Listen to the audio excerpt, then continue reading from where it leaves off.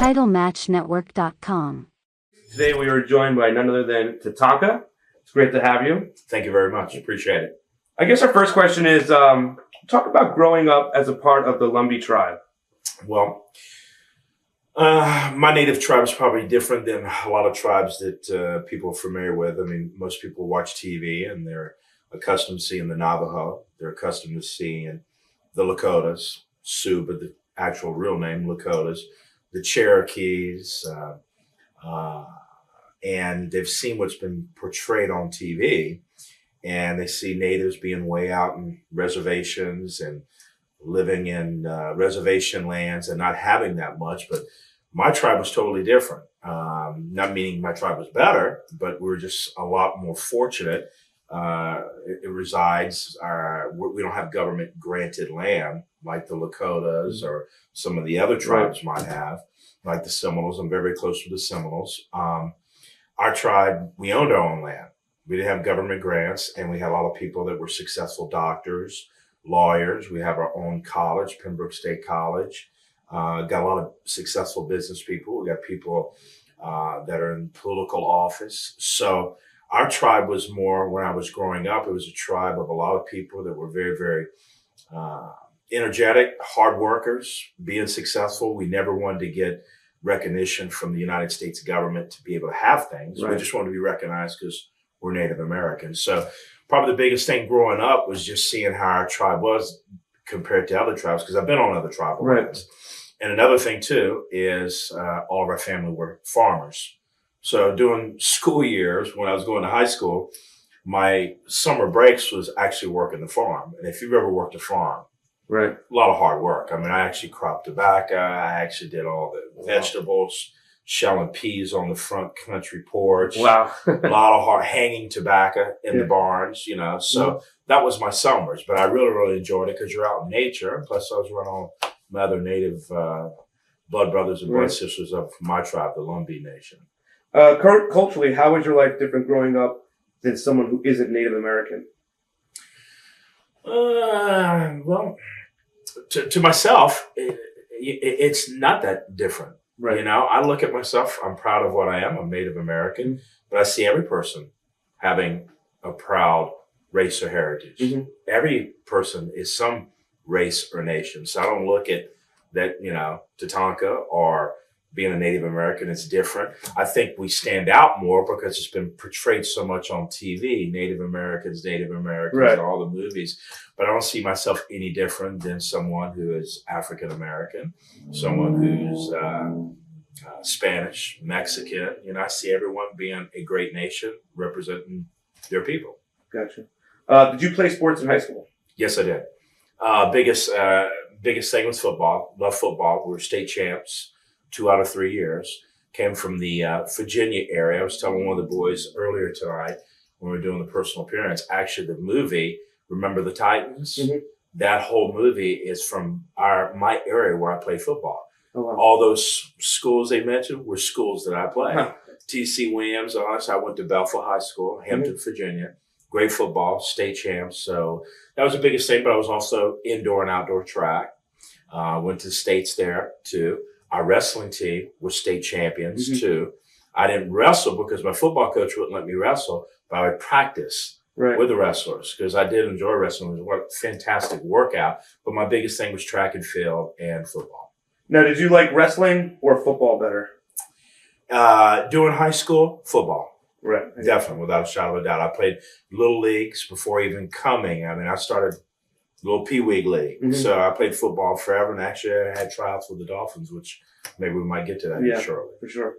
Do you have any good football recruiting stories? I guess people trying to recruit you. Yeah. Biggest thing is, it's the funniest thing right around wrestling, when someone was scouting me for wrestling, is when someone had scouted me a little bit before that with football. I was actually working for Bally's Health and Tennis Corporation, making great money, 6-digit income. I was really blessed to be able to be doing that before going to wrestling. So I'd already acquired business success before coming to wrestling, but I'd also had a free agent scout that had picked me up for football, went through all the trials. I was living in Florida. There's only certain teams that picked up free agents. Miami Dolphins was one of them. Went to their camp. They probably had about 2,500 guys that tried out that day. And after it was all said and done, there was about 20 guys that was left, and I had made the cuts. Wow. So I had an opportunity to play. This was many years ago during the strike season, but I'd have made 75 grand, and I was already making more money than that. And then you also take the chance of when all the real stars at that time of football, when they came back, that you could have lost your position. And then I'd have left, again, Bally's, this ring that I'm wearing, I'd have left the company there making a 6-digit income. So I stayed where I was at, more secure. How did you get into bodybuilding? Bodybuilding, I started actually, first competition was 1982. I was in Virginia. And I think it just had a lot to do with, I've always worked out, always did weight training. I actually was powerlifting. And it went from going from powerlifting, which I did in high school for football. Then I took the powerlifting techniques that we learned in football and I started competing with powerlifting. But after getting some size, then I wanted to get into bodybuilding. And I did very, very well with bodybuilding. Matter of fact, I was getting ready to be able to qualify for the Nationals, but I started looking, going, what am I doing? I had some nice trophies, but I started realizing if you're going to go pro, which ultimately, if you're going to do anything, just like if you're going to wrestle, you want to be at World Wrestling Entertainment. Right. There's no other place. Same thing with bodybuilding. Unfortunately, in professional bodybuilding, there's a lot of things that you have to do. And I wasn't willing to do the kind of things that you have to do to be in that sport. I was going to get to that, I guess. Was there any pressure to use steroids? Without a shadow of a doubt, in that business, nothing. I'll be the first person to say this. Most people, they go, well, steroids. They think there's some kind of shortcut to success. Right. There's no shortcut to success. There's no shortcut to success with wrestling. There's no shortcut with training. You got to watch your diet. You got to be training hard. You got to be getting your sleep. You can't be out partying. You can't be out doing drugs. You can't be doing these things. So, but in professional bodybuilding, is the pressure there? Of course. You can't compete. It's two total different animals. Everybody in that arena, that's what they're doing. Gotcha. Are your joints damaged today from your years as a heavy powerlifter? No, not at all. I'm really blessed. I'm really, really thankful. I got a little irritation in my right shoulder, but nothing at all. My body's very, very healthy. Matter of fact, I just had a full physical done. That's great. Can you talk about your NFL career? Well, actually, it was very, very short and sweet. Right. Basically, I had made the cuts. They called me back to want to see if I would want to sign as a free agent. But after discussing it with my agent, I said, listen, I'm going to make less money. I'm going to go from 100 grand to 70 grand. I discussed with him, hey, how about if you get hurt? How about if the guys come back? So I told him the position I'm in, there's only one person here. So I made a decision, which is not an easy decision because when you got pro football looking at you and the possibility of being a star of pro football, most people want to go after that glitz and glory. But I didn't. I stayed with something was secure. And another reason I stayed at Bally's is because I had the potential of seriously moving into a position where you made $250,000 a year. Right. So I didn't want to throw that away compared to going to play football. But I'm so glad that I did not do that because maybe I wouldn't be sitting here today doing this interview. Right, true. That's how I look at it. I don't look at it pessimistic. I look at it in a positive manner. Hey, thank God I didn't go play football because I would have never been at World Wrestling Federation or known today as World Wrestling Entertainment. Were you a fan of pro wrestling growing up? As far as being a little kid, no. But what actually started getting me into wrestling is I went to Blockbuster Video down in Florida. There was a kid there, big fan of wrestling. And every time I'd see him there, he'd go, you need to be a professional wrestler. You need to be a professional wrestler. You need to be a professional wrestler. So before I knew it, I'm watching all these videos, WWF. And then I would turn the video on. I seen all these great stars coming out. Hulk Hogan, Randy Macho Man Savage, Legion of Doom, all these great stars, Rick the Model Martel, Barbarian, Shawn Michaels, The Rockers. I was going, wow. Then I started realizing, look at these guys. They got T-shirts.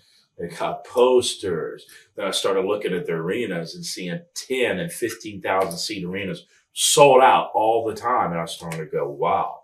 And being an athlete, I started looking and going, wow. Look at these guys. A lot of these guys are football players. A lot of these guys are this or that. They're athletes because what we do, you have to be an athlete. And I started looking, my God, look at this business. So my interest even grew more and more and more from that point. How did you actually get into the business? Through this fan? Yeah, through this fan that was in Blockbuster Video. Very, very simple. He kept telling me, listen, you need to be in wrestling. I know someone big in the business. I just kept listening to him. Again, I was still working for Bally's. Right. So I wasn't ready to just give up $100,000 a year for nothing. You know? So he kept telling me, I know someone. So finally one evening, after a long period of time, I says, okay, who are you going to introduce me to? He said, I'm going to introduce you to a legend. I said, who? He says, Nature Boy Buddy Rogers. You know, so I said, okay, great. So I lived in Florida. He lived in Florida. Matter of fact, he was down on the intercoastal waterways on east side of, I lived out west. He was down east. And I went to his personal house, sat down with him, and we just struck it off. And then from there, you might want to say that Nature Boy just, I don't know if you want to say closed me, but he put this big question mark out there for me. And I've always been the type of person that I don't see walls in front of myself, which every person should be this way. You know, you can't look at yourself being defeated. You got to look at the things that are possible, the things that you can do. So he left this big open thing in front of me like, kid, you could be a big star in wrestling. And he said so many things. And when I left that night, he had my wheels spinning. Right. And I was thinking more and more about wrestling. And he knew, of course, George Scott at that time, personal friends. He knew, of course, Vince at that time. So over time, he kept talking to me. As a matter of fact, I hadn't bit the hook and swallowed yet. More or less. Finally, here I'm sitting in my office at Bally's, and I can't believe who walks up the stairs to come see me. It's Nature Boy Buddy Rogers. Right. He comes and visits me at Bally's, sits down in my office. He goes, kid, you can be a great superstar in the world of professional wrestling. He says, listen, you go train. I'll tell you where to go train. You'll come back. Got a place for you to get started. And he says, you'll learn there. And then after that, you'll go to Vince. And then it was that day that I just said, hey, I got to make the decision. So I made the decision. And at that time, you know, Bally's was run by a lot of Italians. Nothing against Italians. But I'll never forget it. I love Italian people. I love all races. I'll never forget it because I was sitting in my office and I told them I was going to give a notice. You know, and these are the kind of things that you have to do, though.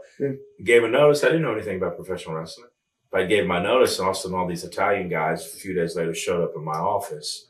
You know, the big executives trying to make an offer to me that I couldn't refuse. You know, staying there, you know, giving me a $30,000 a year raise, a bonus. But I says, guys, you didn't get to where you're at by not believing in yourself, by not taking chances, by not stepping out onto the water. So that's how it all began. Right. What were your initial impressions of Buddy Rogers? What did you think of him? Oh, gosh. Flamboyant. You could just tell he had acquired success, beautiful house on the water, intercoastal waterway, had his belts enshrined in nice glass cases, dressed up nice and neat, and spoke so professionally. And his wife was just a sweetheart, you know, and you could just tell a man that had acquired success in the business. But more just that acquired success, but also had wisdom and was also a gentleman, enjoyable to be around. He was great. He was fantastic.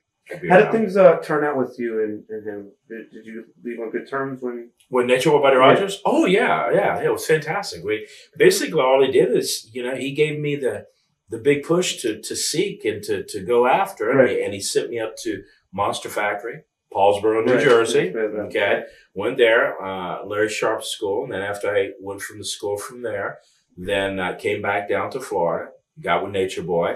We actually got in a car. We lived on the East Coast, drove all the way over to the West Coast. Funny because that's now where I live, on the West Coast on Gulf waters. And we went and seen George Scott at his personal house. Right. And as soon as I walked in, you know, George was just such a nice guy. His wife was so nice, got a beautiful house, condo on the beach, owned a few of them in Indian Rocks Beach. Beautiful. You know? Right. So another guy that had been very, very successful. And as soon as he knew that I was really native Indian, he goes, I love it. You know, so I started with George Scott during that time. Most people, maybe they don't know, but he was starting his own promotion, South Atlantic Professional Wrestling, out of the Carolinas, North Carolina, South Carolina, Virginia area. And it was going fantastic. Had Ricky the Dragon, Steamboat, but a few things happened and it slowly withered away. Right. Getting back, what were your initial impressions of Larry Sharp?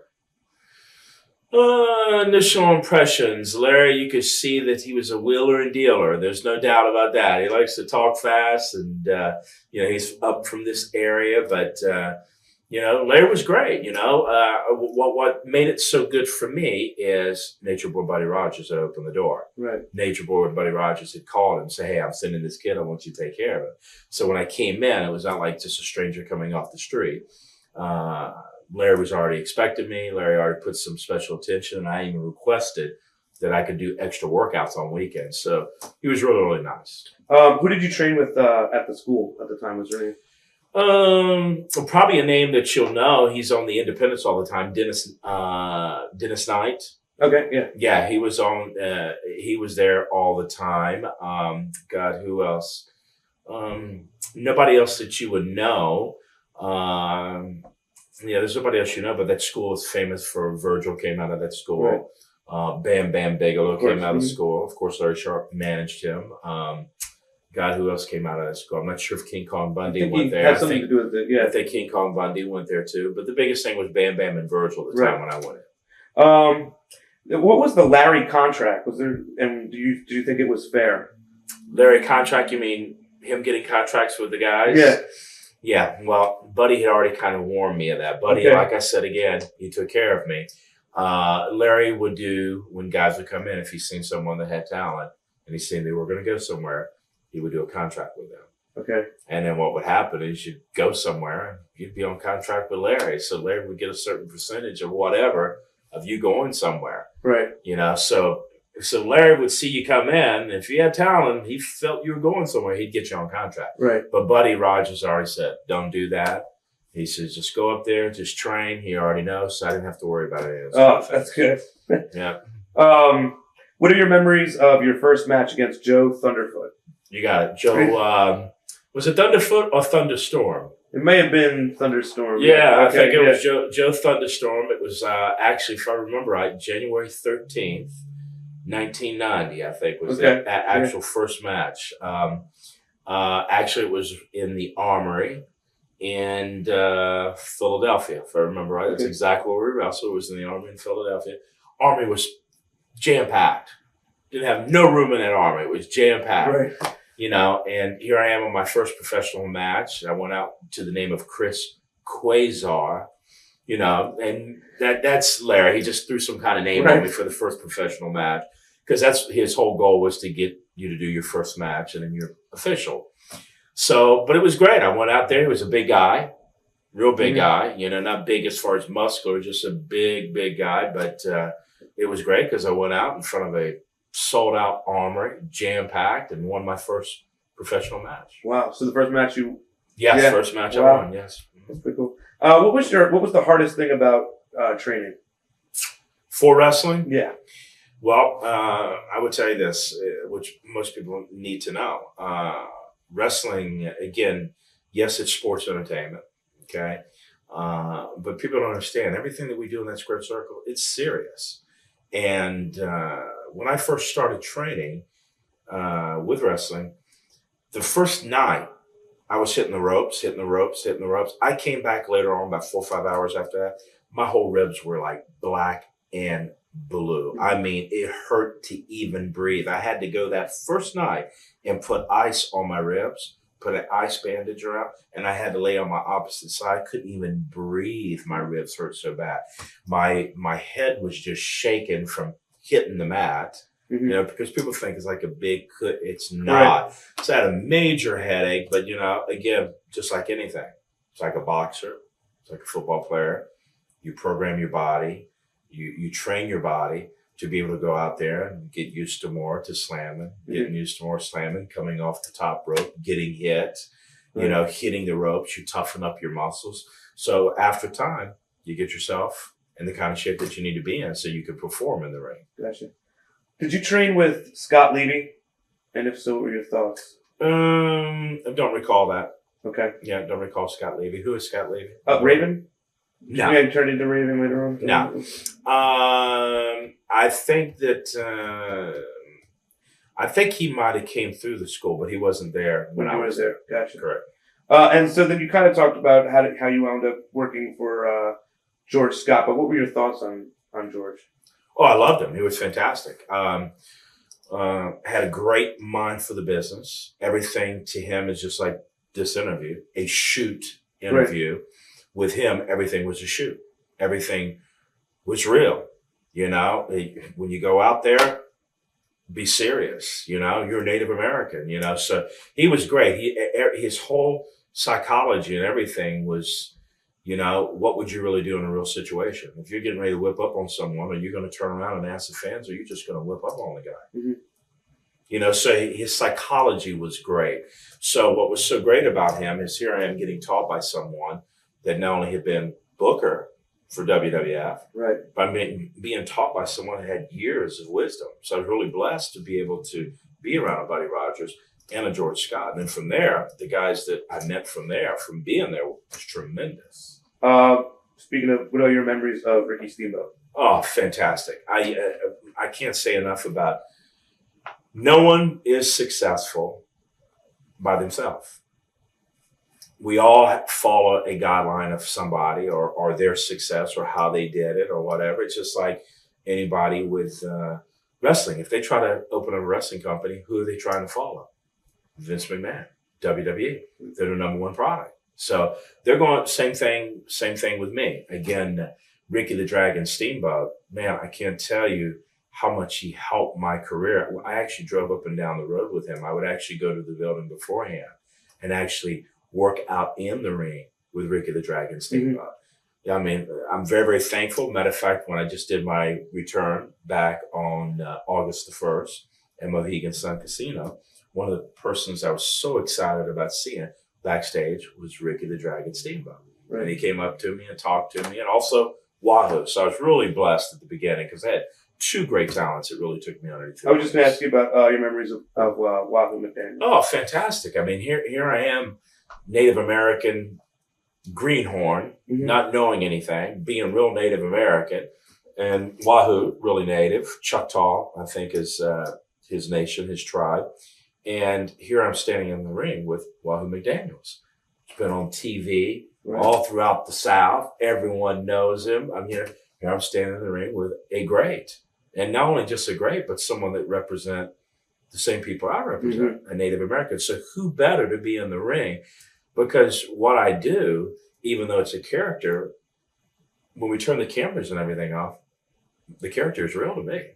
Right. I'm real Native American. Right. You know, so what's so important with Wahoo at that time and so important with me now is when you represent a whole nation of people, which there's 1,835 different tribes throughout the United States, Alaska, and Canada. You're representing a humongous amount of people. So Wahoo just helped me to know how to portray that in the ring too. Right. Because we're going to be very, very careful how we represent, just like how anybody mm-hmm. represents their people, because you don't want to offend your nation of people. And Wahoo showed me the proper things to do in the ring too. He was fabulous. He was fantastic. Getting back to Buddy Rogers, he offered to cut his finger off on an ECW show. Was that typical of Buddy Rogers? Are you talking about Bobby Rogers? That's right, Bobby Rogers. I'm sorry. Bobby Rogers, yes. Bobby was very, very... Bobby Rogers is actually the gentleman that introduced me to Buddy Rogers. Okay, yeah. Okay. Bobby that's very, very typical of him. Okay. He's done a lot of shows down in South Florida, very extreme wrestling shows, and Bobby's been through some tremendous matches himself. Mm-hmm. You know, unbelievable what he's been through. I mean, you know, some tremendous hardcore matches. So for him to seriously talk about doing something like that, he's that type of person right. that you really got to go, wait a minute, I better talk to you about doing this. You better not, you really right. have to take him serious. What are your thoughts on how things turned out with Bobby? Meaning? Well, just in general, I guess, Well, with me and him, everything was fantastic. Actually, Bobby, like I said, he introduced me to Buddy. I've seen Bobby since then. Right. Matter of fact, after leaving WWF, it's funny because you hear people talk about full circle. You do make a full circle. The answer is you got to be nice to the people when you're on top, because you never know when you're going to make that full loop and come back to the people when you're down at the bottom. Not necessarily at the bottom, but when you're getting ready to make your climb or get started, right. the people that were with you then is who you see later on. Because later on, actually, I worked on some of his shows. and had some great matches. Matter of fact, the last show that I worked for him was a fantastic match. It was between Marty Jannetty and myself. Oh, that sounds great. Yeah. Oh, we had a great match. A fantastic match. We had a blast. But everything's great between me and him. Cool. Very good. Going back to the George Scott's territory, was there anyone that took you under their wing at that time? Oh, definitely. It was definitely Ricky the Dragon Steamboat in Wahoo. I actually traveled on the road with Ricky the Dragon Steamboat. I'd actually be at the buildings with him beforehand. I actually trained at his gym in Charlotte, North Carolina. I was picking his brain at the gym. I mean, what a baby face. Yeah. What a great baby face. I mean, when he was in his selling mode, is what we would say, God, he would just draw the whole crowd of people right into the camera. You know, I mean, he was just fantastic. He was great. Did any of the vets try to take advantage of you at all? No, not really. Because, again, when I came in, I was really blessed to be able to come in. Because as soon as I came in, Vince liked the character of a Native American. Of course, he had Chief Jay Strongbow that was there. So you already had that heritage of a Native American being at WWF. Had Chief Jay there to be my mentor, which was a great mentor because he's been here now at the big leagues, you know, nothing against being at South Atlantic, but, you know, South Atlantic going to WWF, total different animal, you know. So when I came in, I think all the combinations of Chief Jay Strongbow being there, Vince liking the Native American character and it being a character. As soon as I came in, I'll never forget, you know, I'm sitting there and I'm doing this poster shot and I got my red hair and I've got my hands going up like this and it's sold like crazy. I'll never forget when I was getting ready to do that, Undertaker sitting over to the side. You know, we became very, very close and became friends very, very quickly. And, you know, you started joking with some of these boys. Oh, look at this guy comes in here. He's already getting 2 shirts and posters, cocky. Right. He's just joking with me, you know. But I'll never forget I was very, very thankful because, you know, here I am coming in and I'm already being on the back of a magazine with Macho Man on one side and Ultimate Warrior on the other side. Right. You know, so, I didn't take these things lightly, you know, because, wow, it's an awesome thing. Memories of Ken Shamrock. Oh, fantastic. Another great talent. And the reason I have a lot of respect for him, just like I have a lot of respect for Kurt Angle. Kurt Angle is the real deal, just like Benoit, the real deal. You know, tough guys. Ken Shamrock came from shoot fighting. So when I first faced Ken Shamrock, here I'm coming from football, sticking people, state champions, Miami Dolphins, loving to hit people. And here's Shamrock, you know, knocking people out, putting people in holes, having people tap out. So we really beat up on each other at South Atlantic. Matter of fact, that's who I defeated for the title. And it was actually in my tribal lands. But man, you're talking about some brutal matches. Not that we were trying to hurt each other. That was just common to us. For me to hit him hard and for him to hit me. And that's just how it was in a match with me and Ken, or Ken and I. And it was fantastic.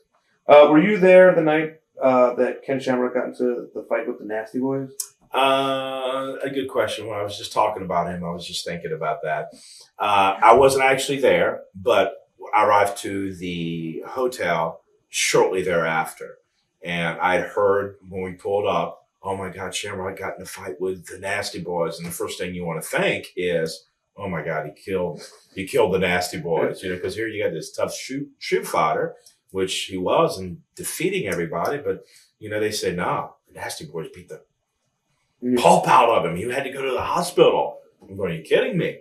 You know, and he had to go to the hospital. Actually, you know, what I understood is that Brian Knobs, that he did start beating up on Brian Knobs, but that's when Jerry Sags came in and just started boom, boom, boom, tearing up Shamrock. And, you know, I understand that he was terrible. He was in the hospital for a long time. His face was all messed up. Right. So everybody's kind of shocked, you know. Right. Even though the Nasty Boys were tough too. I mean, you know, you heard earlier tonight where we did personal appearance, people said, like Paul Roma, God, these guys like nail you in the ring, you know. They were very, very tough themselves, the Nasty Boys. But Shamrock came from a history of being the shooter. Right, right. But he didn't win that night. No.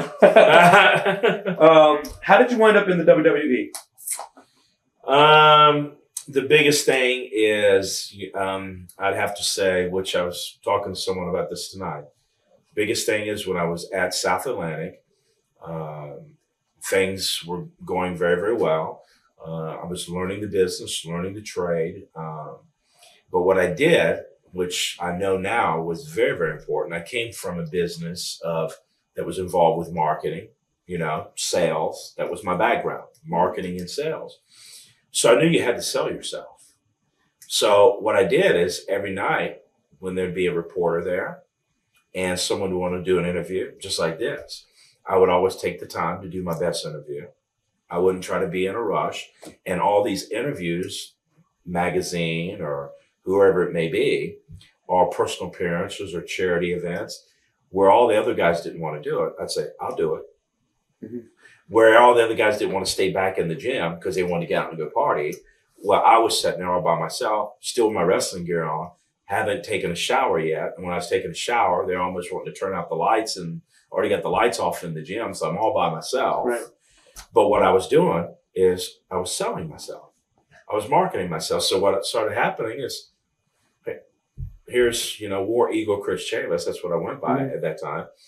In this newspaper, in that newspaper, in this newspaper. I just kept doing it, kept doing that. And plus also, we did have TV that was on a good time slot in the Carolina area, Virginia. So TV is fantastic to be exposed. Right. So I got a lot of exposure by doing work. And then I think what helped me is runner-up for Pro Wrestling Illustrated and Rookie of the Year in 1990, 1991.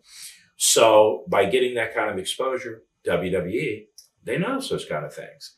So eventually, I'd only been at South Atlantic, I'd say probably not even a year yet.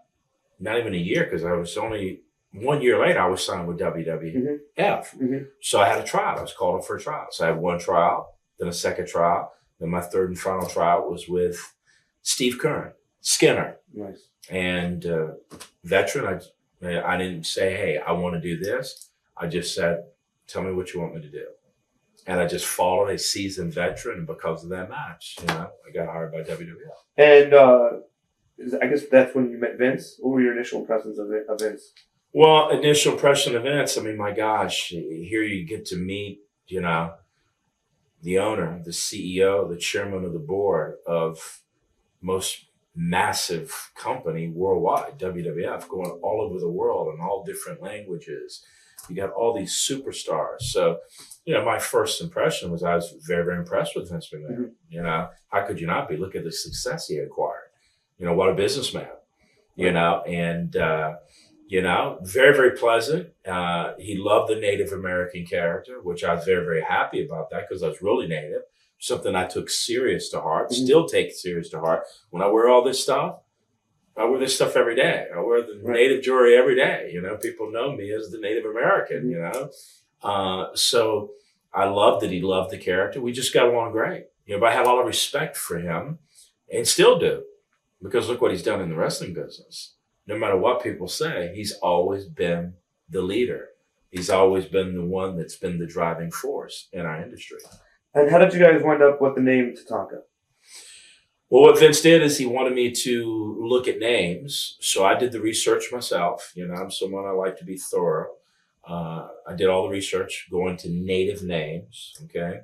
And he says, yeah, let's get a native name. I love it. He said, I want to try to do everything nice and authentic and what would be right. So I went and got a whole bunch of different tribal names, and I went through them, and I went through them, and I went through them. And as most people know, most native names, are usually 3 or 4 words, just like Dances with Wolves or Stands with a Fist on the movie, because they're all a meaning or a time in your life or when you're born, something representing something that you're doing. So a lot of times it is 3 or 4 words. Mm-hmm. So as I went through the name that I seen that stuck out to me, that was also one word, because I was also thinking what name could be marketable. Right. It's hard to market Big Bear running in woods. How do the fans chant that? Big Bear running in the woods. how do you, I mean, how can you get with that? But I kept seeing this name, Tatanka. And it's a Lakota name, and I kept looking at it, Tatanka. I went, man, that's Tatanka. You know, and it just kept ringing and ringing. And the more I looked, there was no other names, but Tatanka kept ringing and kept ringing. So I said, this is it. And this is the name, because it's one word. It's not 3 or 4 words. It's a Lakota name, a very strong name. And plus, it not only did it represent buffalo, but it also represents big bull or buffalo. At that time when I came into WWF, I was 275 pounds. You know, like I am now, in great shape, ready to go, ready to run over you. So it matched me, Buffalo Bull, I'm going to run right over you. So I loved it. And then after we had picked the name and after we got started with the name, the great thing about that also is then Dances with Wolves, the movie itself with Kevin Costner was out around that time. And in that movie, they mentioned Tatanka, you know, the Sioux Lakota holy man, you know. Tatanka. So it was very, very good. It really got exposed very, very good there. How much did you and Vince work together on creating and marketing the Tatanka character? A lot. When I first came in, it's tremendous. I mean, what a massive corporation. When I first came in, I come right into Titan Towers, sat down right in Vince's office. You know, he took me from there, and I get to walk with, again, Mr. Vince McMahon. You know, I'm looking at all these stars. In Titan Towers, you got all these posters of every guy. You got Hulk Hogan, the immortal Hulk Hogan. You got Randy Macho Man Savage. You got all these posters, Legion of Doom. You got all the great stars. It's like, it's a little bit overwhelming when you first go there. Then he takes you into the art department, creative department. And, you know, I walk in, all of a sudden they lay out my whole character on this whole table. Boom! And they go, this is what we're thinking of. And they had already done all the artwork. They'd already shown me my pants. They'd already shown me my look, my hair, the whole 9 yards. Was there anything you didn't like at all? Or no, because I'm sitting there going just, wow, you know, WWF. I mean, here I am at WWF. I mean, you know, one thing about myself is I realized too, you know, sometimes people want everything their way when you first come in. How can you have everything your way when you first come in? Yeah, if you're a Michael Jordan and you've been playing for Chicago Bulls for 10 years, then, hey, this is what I want. But when you're first coming in, before Michael Jordan was Michael Jordan, believe me, he was a lot more lenient when he first came in, because he says, just let myself get in that door. I'll do the rest, because I know what I can do, you know. So, you know, but the thing about it is what Vince was showing me, everything was great. Everything was fantastic, you know. And you know, one of the biggest things is he says, well, there's one other thing we want you to do. We want you to do your hair red. You know, and you're going to bleach it and have it red, and that's how it's going to be all the time. You know, that's kind of, you know, pretty overwhelming to have red hair, you know, everywhere you go all the time. I mean, it's not like, you know, dark black or, you know, red. So, but I didn't sit there and go, no, Vince, I don't want to do that. I don't think we're going to do that. No, you know, and the great thing about it is, you know, when I first did it, we knew what it was going to represent, the bloodline of all the Native nations. You know, after I got it did, and everything was done, I cut it and went, man, don't look that bad. And all the guys told me, they said, man, Tatanka, you got to be the only guy I know who can have red hair. You still look good. You don't look like terrible, like some, like, man, you look silly. You know what I'm saying? So kind of like the Red Rooster gimmick when he had the correct. So you know, and so I was just overwhelmed and thankful for the opportunity. And you know, we did progress my character, and what we progressed is I was in those white pants at first, long pants, and a different kind of boot, and I had the red hair. But what we progressed is, as we talked more, Chief Jay Strongbow and myself, he's going, man, get these great legs, you know, and you're covering them up. And plus the natives never wore this kind of white long pants with this kind of thong red thing in the middle. He says, we need to get you out of this. He says, we need to get you to a loincloth. And the thing about it is, before I came to WWF, that's what I was wearing, you know, but I didn't want, you know, when I first came in, what they had laid out in the art department looked fantastic.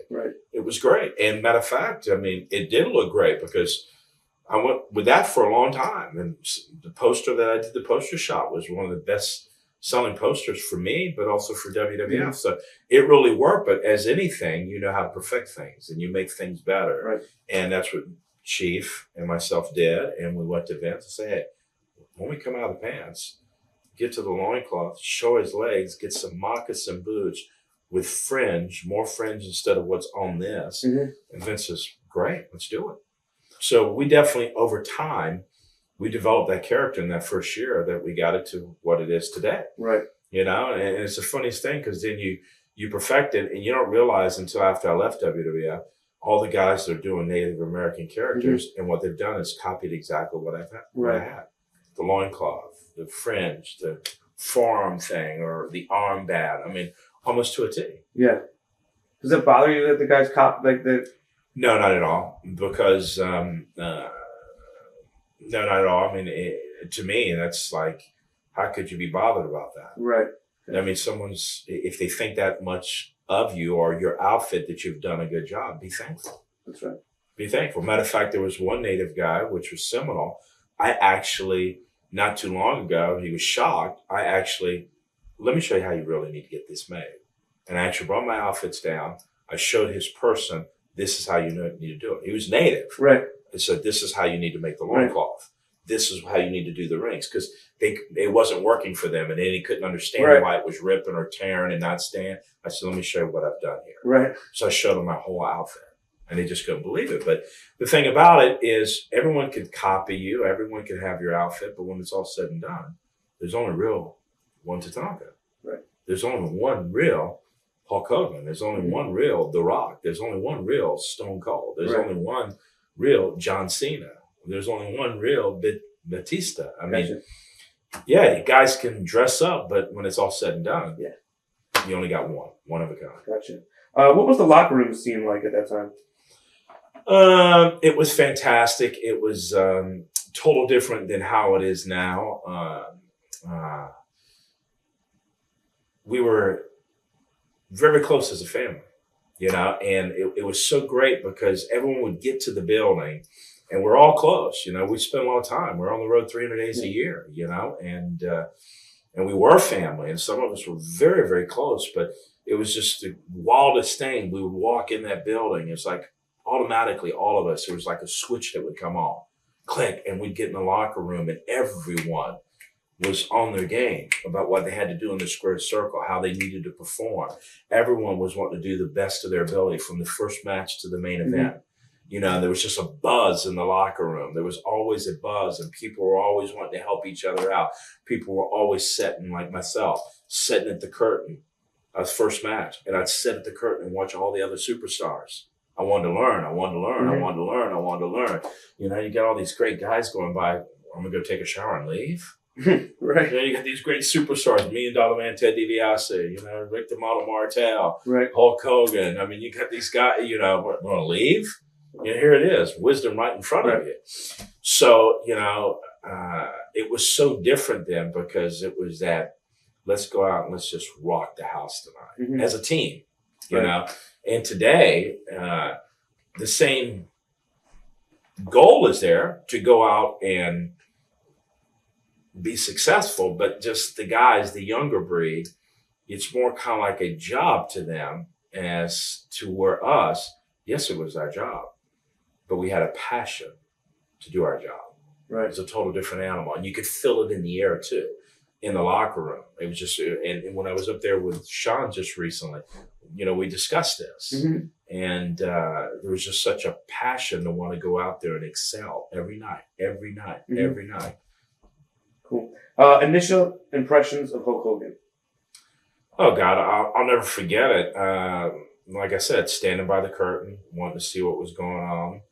I'll never forget it. Here I am, just came up and, this was when I was trying out. I hadn't even got signed yet.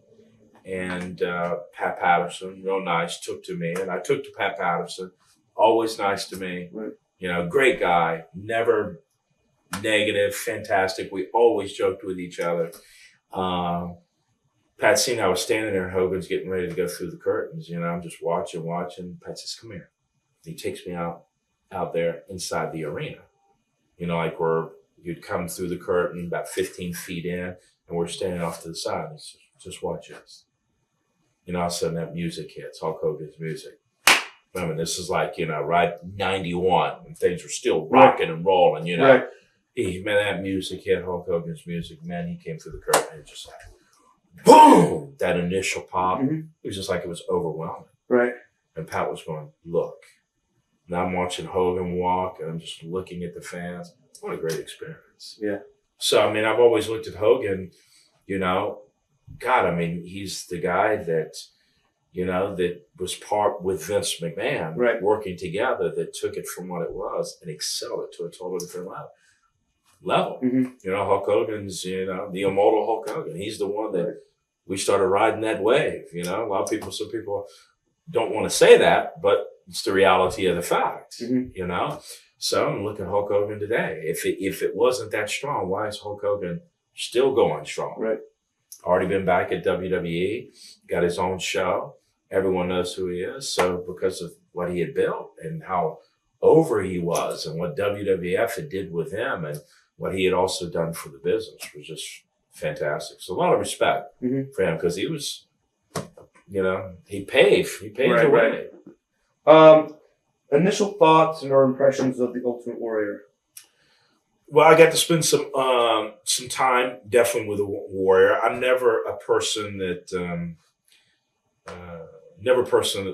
says negative things about people because I always look for the good things to say about people. Warrior was definitely a superstar at WWF. I mean, they were definitely doing big things with him. He was definitely over big time. Right. He would come through when he would run to the ring. Whoa! I mean, another super pop. But, you know, Jim was kind of like a guy that was very, very not warm, kind of standoffish, kind of you couldn't read him at times, you know. And I'll never forget, too, when I first started with him and Chief Jay Strongbow was like, who do you think he is? And this is a little good shoot part for us here on this interview. Actually, you know, I was doing a few things in the ring, was kind of a little bit similar to maybe Jim a little bit. Right. Okay. But it wasn't similar. And also I had my boots with the fringe, you know. Right. And Jim was kind of like, well, you know, it's kind of like letting me know, well, this is my kind of thing and you really can't do this kind of thing. And, you know, and me being concerned out of respect for him, because here's a big star. Right. Who am I? And, you know, I went to Chief and said, Chief, you know, am I right? Am I wrong? And Chief like, what are you talking about? No, you just keep doing what you're doing. Right. You know, but Chief also worked with, you know, with Warrior, you know, and he also worked with me. So we had some similarities there, but he's kind of like letting me know, you know, you can't do this. You know, I do this. Only I can do this. But it wasn't nothing exactly the same because our characters were still two totally different characters. Yeah. What are your thoughts on the DVD they produced about the Ultimate Warrior, the self-destruction? How accurate is it? And well, I never got to spend time with. I've been around the Warrior. I've been in the locker room with Warrior. I've been even out after shows with the Warrior. Spent personal time with the Warrior, being with also Undertaker, and you know. But like I said, he was a very hard person to read, kind of standoffish, and you know what I've always heard from everyone doesn't mean it's fact. It's just what I've heard. You know that business-wise, it was just very, very hard to deal with, and you know after getting a certain amount of success, that he was very, very hard to work with. Now I don't know if that's the truth or the reality, but you know the bottom line is, hey, he definitely acquired a lot of success at WWF. That's for sure. He always looked phenomenal, always in great shape. Absolutely unbelievable physique, you know, but he was just a guy that was very, very standoffish. It seemed like he was always by himself. You know, I'm a warm person. I like speaking to people. I love people. And, you know, majority of the guys are like that, very, very open and warm. But, you know, I kind of have a check with someone when they're not warm and open. And, you know, hey, how you doing? How's everything? You know, I'm just having a good time. Being a person, more or less. Gotcha. What are your thoughts on Randy Savage? Another great superstar. I know Randy personally. He lives down in Florida. I mean, come on. That's another guy. Hulk Hogan, Macho Man. I mean, two big immortals in the business. I mean, Hulk Hogan was, in his own way, leading the path, but man, Macho Man was right there too. I mean, Macho Man, just great superstar, flamboyant, and just how he did that character, how he talked, and he was great in the ring. That's another thing about Randy too. Randy was great in the ring. He was a good technician, and he was a very, very good wrestler. We've done shoots with people who have said that Randy was a bit paranoid with Elizabeth, that he used to lock her in the... Yeah, I've heard that many, many times. So when you hear things, as we talked earlier tonight, more and more and more, I heard that many times, that she would go somewhere and be gone 5 minutes too long, and where you been? So yeah, I've heard that about being a little bit paranoid about things, but again, now being there, I can't say that's a fact, but yeah, I've heard that many times. Gotcha. Who did you ride and room with at the time? Oh gosh, spent a lot of time with Undertaker on the road. Mark Calloway, spent a lot of time with Undertaker. We became very, very close friends. Also, another group that I hang up. If I wasn't with Undertaker, the other person I'd be would be Yoko and the Head Shrinkers.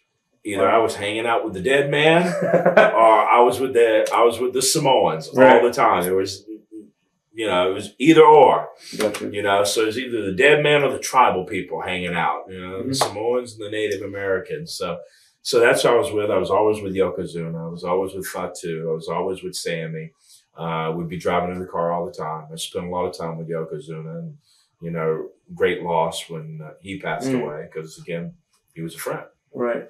Did you get a lot of knowledge from the Undertaker and these guys when you were? Of course. Here I am being a baby coming in, and here you got these guys that not only they're WWF, not only are they fighting Hulk Hogan, right? Dead Man, the Undertaker, fighting the immortal Hulk Hogan, but these guys have been wrestling for 10 years, or some of them even more than that, before coming there. Right. So they had a ton of experience. I'd only been wrestling only a year. Right, it's true. So here I am. Here I'm at WWF, and I've only been wrestling a year. I mean, I was really thankful to, I look back now, you don't realize things until after. You always hear people say you don't realize what you got until either you lose it, or you don't realize you got until you finally slow down and you can sit down and start thinking things over and go, wow, I really had. Man, look at that. Nobody else has really done that. Right. 1 year. And so I was really thankful. I think Kurt Angle was one of those kind of individuals that, boom, he showed right up, didn't wrestle for that long, but he came right from being an Olympic gold medalist and right into World Wrestling Entertainment. True. Did you feel the red hair that you were talking about earlier, did you feel that was too stereotypical at all? As I said, when I first came in, everything that Vince wanted to do, his heart was definitely, we want to do the right thing. He was serious about doing the right thing. Had Chief Jay Strongbow there too. So Vince was never looking to do anything to stereotype the Native Americans. He was more, what can we do? But as I've spent more time with the Native people, okay, and it's amazing, since leaving World Wrestling Federation or World Wrestling Entertainment, I've spent more time with the Native people than ever. I mean, I went to a lot of reservations, but I'm personal friends with many of the chiefs. I've got addresses of all 1,835 of all the chiefs. I can contact them directly. And by being with the Lakotas, I got to learn more history. See, the Lakotas, which I represent, Tatanka is a Lakota name. Okay, that's a name I've taken on, and names to natives mean a lot. It's just not a name. Right. It really means something with natives. Might not to someone else, but with the Lakotas and Native Americans, it means something. The Lakotas never did their hair red. I gotcha. So after learning things later on, the Lakotas didn't do that. So there are certain things I did there that natives were very, very happy and proud about, but certain things they went, it'd be better if you did not do this for other people. Let us tell you why. Because they understand that here I'm coming from being a Native American on the East Coast. A lot of the East Coast tribes lost their way of life because all those tribes were colonized. Gotcha. Back in the day. And if you know history, where a lot of the tribes out in the Midwest, they were always out in the reservation. They were sticking to their traditions, and it stayed with them longer. All tribes now are really teaching traditions, and the traditions are living on. But, you know, what I found out is Lakotas never did their hair red, and really no tribe did their hair red. There's only one tribe that would even do a redness in their hair at all, and it wasn't full red. It was the Mohawks. Right. And the Mohawks actually fought against the Lakotas. They were actually enemies to the Lakotas. So you could see how it can be a sensitive thing. But natives, understanding what I'm doing, they understand it's TV. But also, on the other hand, too, it's serious about tradition and honor with Native Americans, just like a lot of cultures, Japanese cultures and Asian cultures and Samoan cultures. There's certain things you just don't want to step on.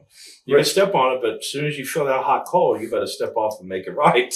Right. So, you know, the red hair, they understood what it resembled, but in reality, when you look at it, what natives do you see with red hair? True. Now, when you go, we'll talk more about you returning a little bit later on, but when you go back, will you be doing the red hair? That was never discussed now, and it's not even an issue.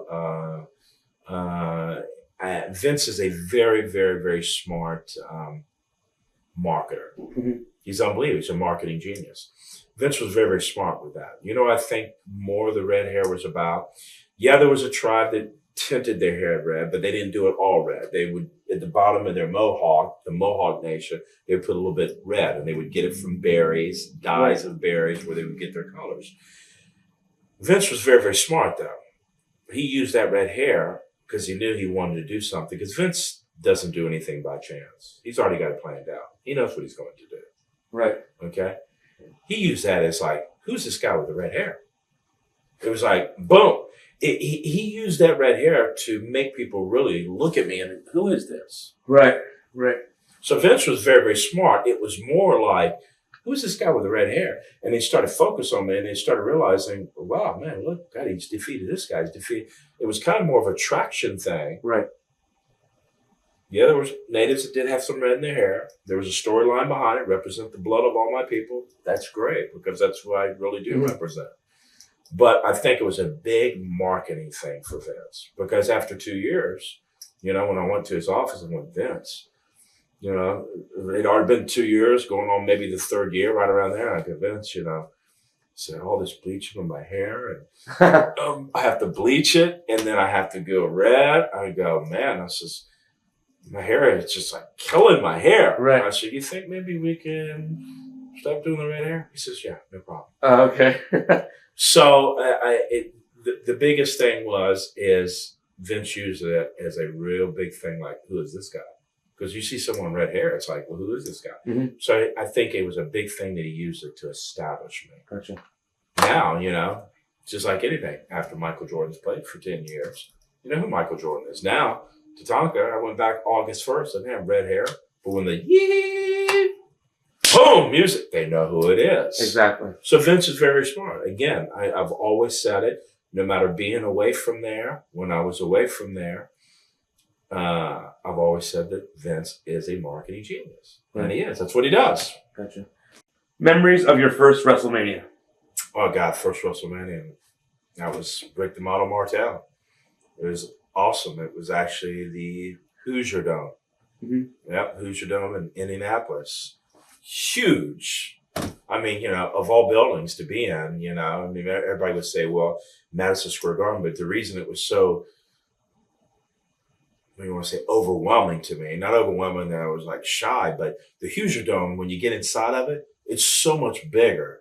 It just looks huge inside. It's got a different look, and the ceiling's so high up. So that building just looks so big, and on the inside, it looks so big. And then here I am, you know, on a WrestleMania with a sold-out audience, you know, with millions and millions and millions of people watching live. And of all people, here I am with Rick the Model Martel, who I've watched on TV for all these years beforehand. I'm going to step into the squared circle and do battle with it. It was just tremendous. It's great, you know, a great memory to not only be on a WrestleMania, but to be in the square circle with such a veteran like Rick DeMarco. Yeah, what are your? I was just going to ask you, what are your memories of Rick Martel? Oh, fantastic! Every time I speak about him, it's always been high. Greatest of thanks, great honor and respect to him, because that's who I first stepped into the ring with. My first issue was with him. He stole my eagle feathers, okay, and he put them into his model hat, cap, and look at this new look that I have from Paris, France. You know, and he was just so good. He brought the best out of it, because when he would cut an interview, it would make you want to cut an interview so good, because his interview was so good. You couldn't do a sorry interview, because here you are, great guys like that, they bring out the best in other people. Right. And that's how Rick the Model Martel was. He was so good. He'd bring the best out in myself. And he drove me to do good interviews and better interviews. And working in the ring with him, I got better and better and better. And then, man, our angle just took off. And before we knew it, we went from first match to, wow, we need to put Tatanka and Martel here. So it was really responding. But, man, I'm just so thankful to him, because he taught me so many things, and he taught me so many things that I didn't realize I was even learning at the time until later on. Yeah, WWF is really like interview oriented. So where did you pretty much pick up how to do interviews? Did you pick up training at the? At Monster Factory, we did a few interviews, not a lot. We did a few. We stood there with a mic and got in front of a camera and did a few interviews. I think the biggest thing that with interviews is where you see people really mess up with interviews is being scared in front of this thing. Yeah. Yeah. You got to just be yourself, and you can't be scared about that little camera sitting in front of you. I think most people, that's why they can't be the best interview, because they're starting to think more about the camera instead of just being themselves, like The Rock, the interviews that he would cut. But he wasn't worried about that. Just charisma and boom, bam, bam, Hulk Hogan and all the guys, they would just do their thing. So we never actually sat there and practice interviews, but you would think it over and think it over and think it over and think it over. And I think the biggest thing that made you work so good on interviews is not being shy of the camera. And number two is so great, like I said before, working with Rick the Model Martel, that when he cut an interview and you're in an issue with him, that interview was so good that you go, God, I got to hit a good interview, because it's going to take our elevated even more. If you give a junky interview, it's just not doing him any justice either. So that's what's so great about our business back then, was we worked with each other to elevate things to a higher level. Did you guys come up with your own interviews back then, or? Oh, yes. Yeah, they wouldn't hand you here's a script. I'm going to ask you about that later. Here's what we want you to say. No, not at all. That's the reason why guys were so great. The things that they cut in an interview, the things that they stated, the things that they would do in an interview, it was all their own creative ideas. Now, what was so great too is our team, our family, how we work together. Sometimes guys would come up and go, "Hey, you mind if I give you a little bit of advice?" And the way we were back then, sure. What? Right. Why don't you do this in your interview? Wow, that's a great idea. We work together where, you don't see that, what I've understood, you don't see that like it was back then now in WWE. Back then it was like, hey, I mean, we were just helping each other, and hey, what do you think about this? Hey, what do you think about doing this in the match? I mean, we'd be talking, you come out of the ring and someone like Shawn Michaels walk up to you and go, hey, listen, if I was you, I wouldn't do that. I would do this. Oh, thanks. Right. Because we're getting better and we're helping each other. Because what happened is when you're, every night, what we wanted was sold out arenas. So if all of our matches could be hot, including the main event, which is the main draw, it'd be sold out. Means all of us get paid more money. So we all wanted to work harder. Exactly. We wanted to see the sold out Coliseum. Gotcha. How much did it bother you at SummerSlam 92 that you only had a dark match? With the Berserker. Right. Yeah. It didn't bother me. Matter of fact, it was planned that if we had the time, it would be live. Okay. but also I knew that possibly would not be live because, when you're with all the matches they already set that were definitely advertised matches, knowing how pay-per-views go and know the things that happen and not precise timing, I realized that we only got a small window, but it didn't bother me at all not being on the pay-per-view because, here I had already been on a major pay-per-view.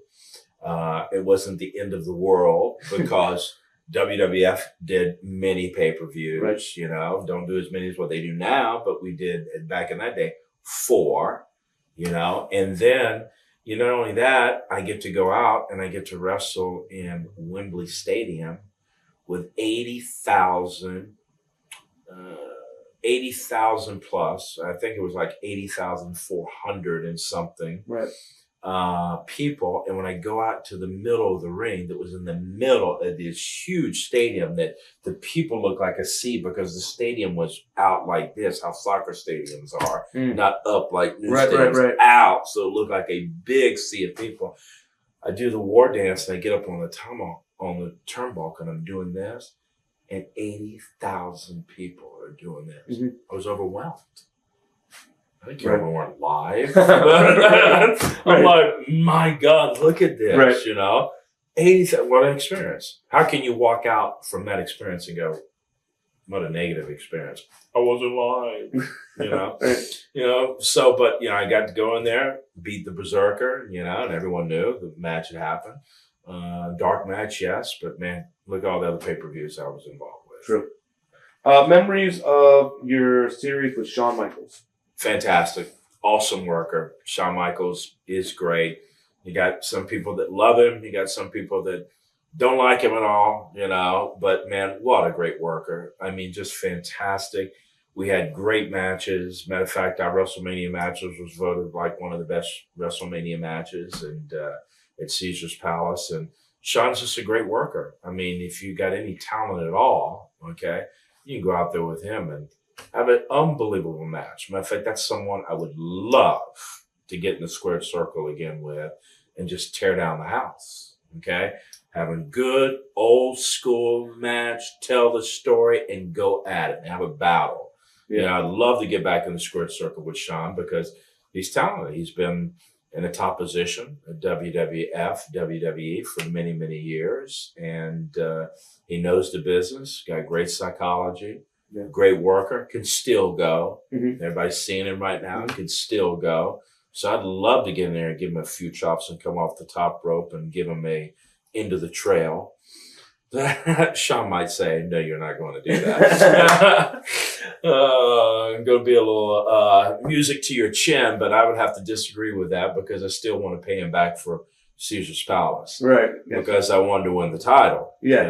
Intercontinental title. And, I had most people that followed that during that time had already beat Shawn twice before, but there were non-title matches. I'd already beat him twice. One of those places were in the old building that we used to do Raws out of in New York, which was the Manhattan Center. Manhattan Center. Yeah. You got it. Oh, man, you cut the electricity with a knife in that place. It was in the air. So I beat him there one time and beat him another time, and we had a fantastic match at Caesar's Palace. Right. But, Now, were you supposed to go over on him for the IC belt? Well, this is a funny story. I could be totally wrong on this, but, I was told about 6 months thereafter that, Tatanka, we got to tell you something. I go, come in the room. And this is what you got to tell me. Is this Vince or is this somebody else? This is a couple wrestlers. Okay, yeah. And I'll tell you who I was sitting there with. I was actually there with, Undertaker, and actually there with Bret the Hitman Hart, Of course. And, I never quizzed on it. I never went to the office and asked because I just didn't. I was the kind of person during that time that was enjoying what was happening, but I was always brought up about working hard. So to me, it was all working hard to get to the places. I was never looking to hurt anybody or go around the back door or any of these things that maybe you hear wrestlers talk about. I was never looking. I'm not that kind of person. Right. So, but I was told that, hey, Tatanka, you were supposed to actually win the title. They were building up for you to win the title. And you see, the fans wanted you to win the title. Yeah. They were ready for you to win. They just knew you were going to win. But, there was a story portrayed that, you were getting cocky and having an arrogant attitude. And I was going, when did that happen? Right. I was like, when did I have an arrogant attitude? And, a lot of times, a lot of us, we get up there and, you might be very, very happy about things and people might perceive that totally different, but being arrogant or thinking, hey, look at me, it's two total different things, Right. So it was portrayed, what I understood, to go back to the office that I was having an attitude, and that's what was told to me. So that was the reason why I didn't get the belt. Right. Was there a problem with the finish of that match? The one from WrestleMania, the one from Las Vegas? Because it always looked like the ending of the match was... No, that was what was planned. Okay. That's what was planned. But, and I think the finish that was planned there, it just seems like, after thinking about it, I think now, you got Shawn Michaels and you got all this talent. Even then we could have done something right. a way better finish. Yeah. So I think today, I wonder if there was something really there, that maybe something was going to happen, and right. last week or last couple of days beforehand, it was switched over. Right. You never know, but you look at that, you can look back on things and go, well, maybe I was supposed to win the belt, and you can just soak in it forever. Right. As we talked earlier, how some guys can just have a bitterness before. Right. Yesterday is over and done with. Exactly. New day. Today's a new day. What are we going to do today? So, you can't look back at things, and I don't even look back at that. Right. Don't even think about it. Instead of looking at the negative, what's the positive? Man, you're at WrestleMania. Right. Caesar's Palace, one of the greatest talents, and Vince had put a lot of work into me, and other guys, and myself had put a lot of work on myself. Now over being one of the established stars of WWF, being able to go out and enjoy doing what you do in a squared circle at Caesar's Palace with millions of people watching WrestleMania. Right. What more can you ask for if you're a professional wrestler? Exactly. Fantastic. We're talking about meeting up with Shawn. What are your thoughts on him being a born again Christian now? Do you think that he's really changed? Well, it's fantastic. My faith is the same. I'm very, very strong in my faith with God, and it's good to see that wrestlers are being more outspoken about that. Nothing wrong with that. It's good to see. I was very, very impressed with the latest Monday Night Raw, with what WWE portrayed about the late Mr. Eddie Guerrero, a great superstar that will be sadly missed. And my deepest sympathy goes to his family and his children, because you can't replace a dad. Right. You can't replace a husband. I could sit here, even though I wasn't close friends with Eddie Guerrero, I could tear up, because you can't replace a husband. You can't replace a dad. So that's a great, great loss, and a great loss for our business. But, it's just saying, I'm getting off track there, because I'm thinking about Eddie Guerrero now. Gotcha, yeah. So what did you... I was asking about Shawn being a born again Christian. Yeah. It's great, because the Monday night show, what impressed me so much was, Vince coming out, and what a great tribute show to Eddie Guerrero. You got all these people coming out, seeing how he touched everyone's lives. And the way he touched their lives is because, everyone knew that Eddie Guerrero had problems before in the past. I didn't know, but I only knew because what everybody else had said.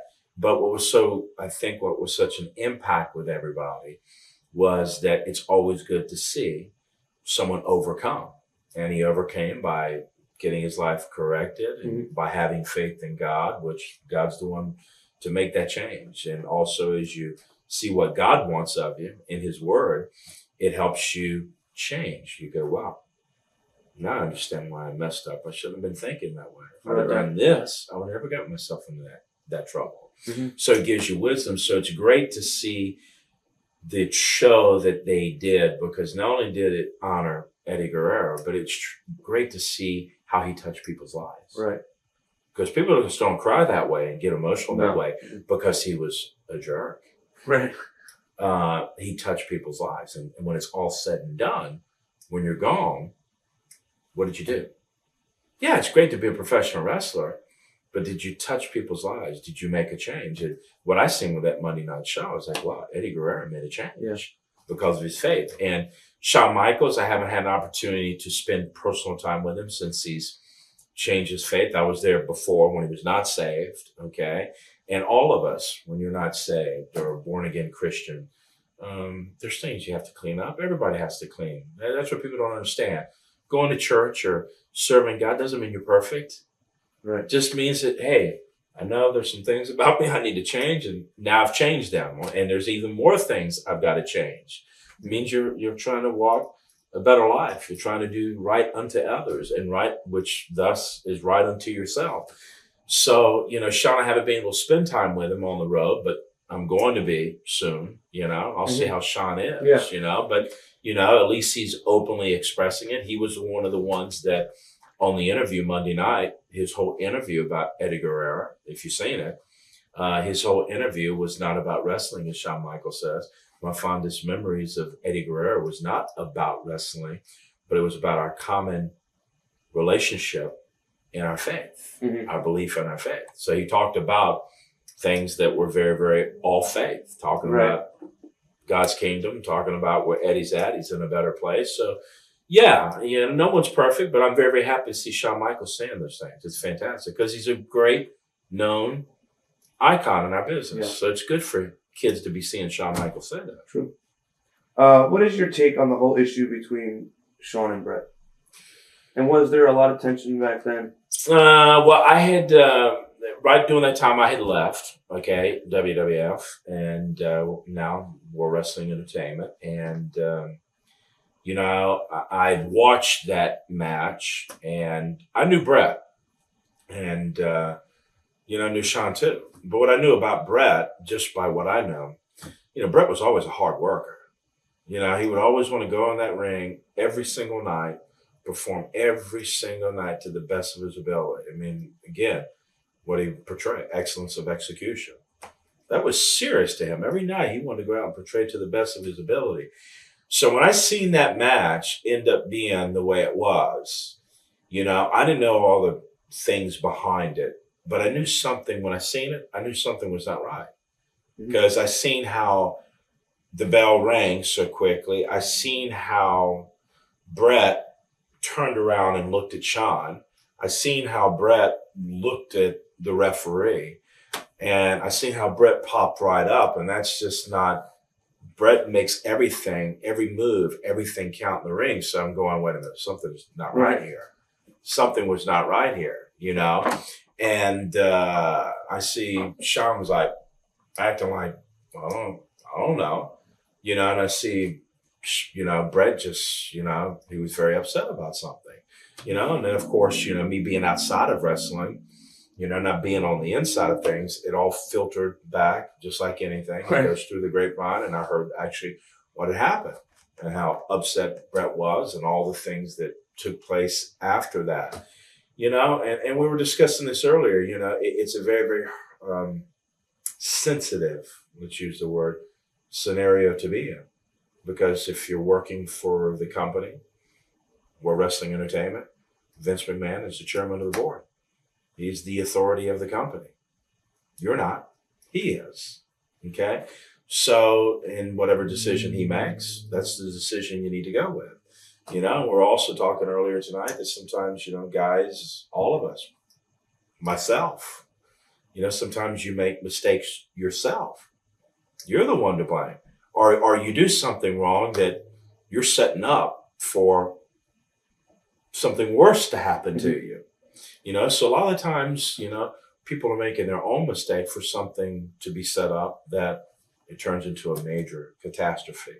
If you would have just went with the flow, all of this wouldn't have happened, you know? Right.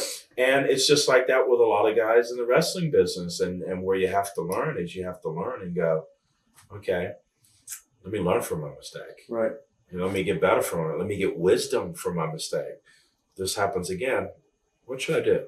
How should I handle it? Right. What's the best way to handle it? Because that shouldn't happen. That wasn't something like, let's definitely do this. No. You know, or there's some things there that, you know, went over the border. Yeah, there's some things that went over the border there. You know, I'm very, very strong in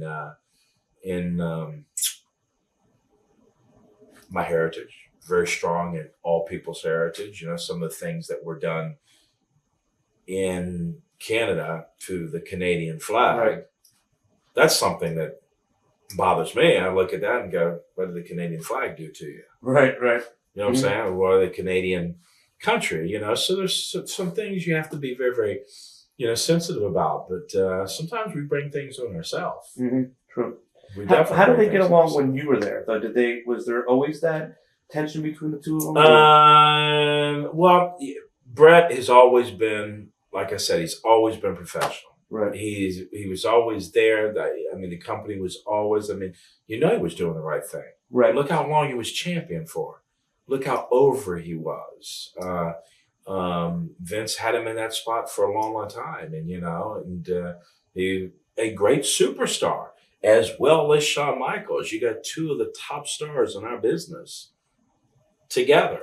But you know, I think Bret was very, very, because of business and being professional, would work with Shawn, but you could always just see that there was just something that just didn't flow with them. Right. You know, I don't know exactly what that was. You know, I don't know if Shawn and Bret, you know, two big stars, you know, if it was that or if it was just something that, you know, Bret didn't like about Shawn or Shawn didn't like about Bret, but you could just see that wasn't that flow or that meshing. Mm-hmm. You know, you'd see that they would mesh, but it was because both of them had a job to do. Right.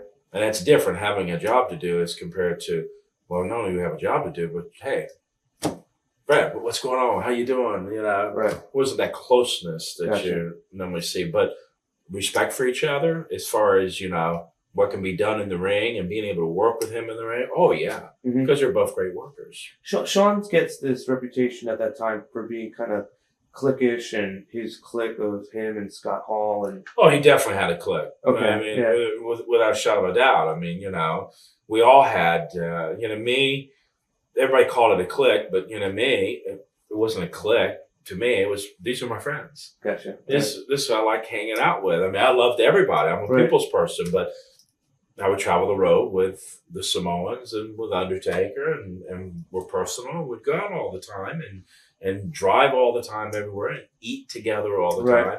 But yeah, Shawn had his clique, and you know, which of course was Razor, and you know, you had Diesel was there with him too, and you even had 1, 2, 3 Kid that was there, and everybody had their groups they would hang out with. But I think just certain people just didn't like that group together. You know, they just felt, you know, what are they up to? You felt a little intimidated by the group?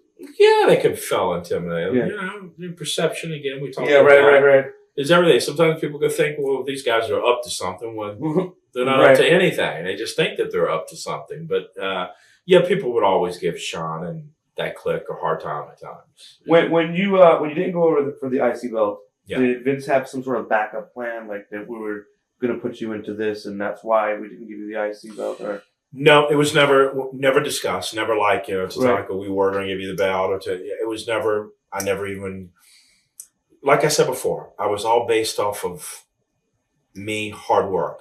I always thought work hard, all the good things will come to you. But I've also learned now that I've got more wisdom, and you know, WWE is a major corporation, of course. So there is a part of business that you handle. There is a part of wisdom that you handle in this business, and yes, you got to work hard. But there's also some other things that that you can do to help yourself and to help your career. So I never went into Vince's office. Why did I not get the IC belt? Or what are we doing from here? I just knew that, you know, I was so happy with what Vince had done is, man, I started with Rick the Model Martel, whole year. Then I go to Bam Bigelow, another angle for a whole year. Mm-hmm. I was undefeated for 2 years straight, longest winning streak. Yeah. What am I going to do? What do I got to complain about? Right. Then I work with Yokozuna, WWF champion. I lose my first match, him and Borga. Then I go from there, which was my third angle involving the WWF champion. Then I go from there, and now it's IRS. Right. Then another whole year. Then I go with Lex Luger, another whole year when I turn into a heel in our industry, and was able to show people, hey, not only can Tatanka be a babyface, but Tatanka could switch and go on the other side of the track and still perform this side of the track, which I take a lot of respect and thankful for, because that was Vince, but also enabled me to go on the other side of the track and show, hey, I can do this. Not everybody can switch both sides. It's true. But in reality, when you know one side, when you're a babyface, you also know the other side automatically, because you know what he's supposed to be doing as well as you know what you're supposed to be doing. Right. So when you think of it that way, it's easy. You just boom, you just flip into the other side instantly. But sometimes it's hard for people to do that. So I was so glad to have the opportunity to do that, because in our business, people think, well, good guy, bad guy, good guys make more money. Right. No, it takes two guys to tango. Gotcha. It takes two guys to tango. What were things like during Vince's steroid trial? I won't say it was tense. It was just, of course, the company was going through everything with the trials, and it was a wide open thing discussed in our company, discussed in the locker rooms. Nothing that was hidden, and it was very. Because of that, it was very. I won't say use the words intense, but we were drug tested all the time. Mm-hmm. I mean, official. True. People says, "Oh, you guys weren't really drug tested." I go, "Yeah, we were. Mm-hmm. Yeah, we were." Yeah. They'd walk right in. It was like an Olympic committee type of drug test. They would walk right in, watch you pull out your privates, and watch you pee right in the cup. Okay, so I mean, and you never knew when the tests were going to be. All random testing. You'd show up in a building, you do it one night, and then you go to the next building the next night. Boom, 2-3 times in a row. All of a sudden, not for, they always catch you off guard in case if you're doing something wrong. So yeah, we were drug tested all the time. You couldn't even be thinking about, steroids or doing anything wrong, because they were being drug tested all the time. Yeah. And it made it rough for the guys, because, you're coming in and you're focused and you want to wrestle, but you got to get in line, you got to get your cup, you got to sign off, You got to walk in the bathroom, you got to pee, you got to do this, you got to do that. Then you got to finally get off of that, then, get to why you're there to wrestle. What about the Ring Boy scandal when all that was going on at the same time? That was something else too. That was a little bit prior. I don't know the exact time. I think it was what prior happened. to the steroids. Yeah, it was prior to the steroids, and I came in again after all of that kind of stuff had happened. Right. So I come in right in the midst of all this. It was like, but hey, this was WWF, and this was part of being part of WWF at that time. You had to abide by the rules. Yeah. And I'd heard about the stuff that happened. Ring Boys didn't know about it, but it was very, very common knowledge. People talked about it, and didn't know all the details, but that was something else that was hovering over, but the guy still went out and worked hard, man, every single night. Every single night, still worked hard from beginning to end. It was harder, and a lot of money was being spent because of court cases and all that kind of stuff, but the guys went out and worked hard every single night because they took pride in their work. And we wanted to see sold out arenas. Sold out arenas was not only exciting to work in front of, but it meant that not only did you get paid more money, but the company's getting paid more money. Gotcha. Because if the company's not making money, Tatanka's not making any money. Right. Yeah. Hulk Hogan's not making any money. Shawn Michaels not making any money. So WWE's got to be productive also. Right. Memories of your series with Razor Ramon? Chico, man. Razor,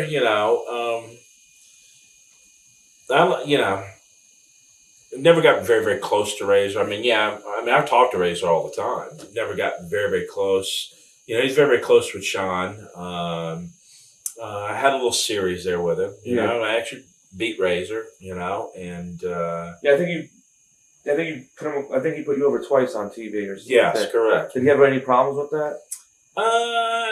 No, not really. I mean, Razor liked me, and we never had. I really didn't have any heat with anybody. I mean, I wasn't that kind of person to go in. We can't stand this guy. Right. I got along with everybody, but Razor was just another person. Great star. He was doing that character fantastic. He was doing a great job. He was working with Macho Man Savage during that time. But sometimes Razor would be in his moods. Gotcha. They'd be in his moods, and just hard to work with as compared to being with the. I've come into the locker room. Here's Yoko. And they're in there dancing and laughing and having a good time. Being Samoans, always smiling, always happy, no matter what's going on. Yeah, we got to drive 300 miles tonight, but what's going on? What's happening? Let's go out, rock the house. So it was fun. I'm a people's person, and Razor was great. Matches that we had, fantastic matches, and it was great to work with him because again, he was being pushed as a big star during that time. Yeah. Memories of your series with Bam Bam. Oh, fantastic. Love being with Bam Bam, the Beast of the East. And absolutely awesome. I mean, he's another one that I wish, I just seen an article with him down in Florida. He just got in a motorcycle accident just not too long ago. I would love to see him be able to step back in the squared circle if he could really go. But the article talks about that his body's just killing him, and taking pain pills all the time. And I know he's also dealt with some other personal things in his life. And, WWE now today, it's a total different company. It's no different than what it was before. But, it's a publicly held company now. Right. Vince is very, very serious about, what he has there, and, you got to be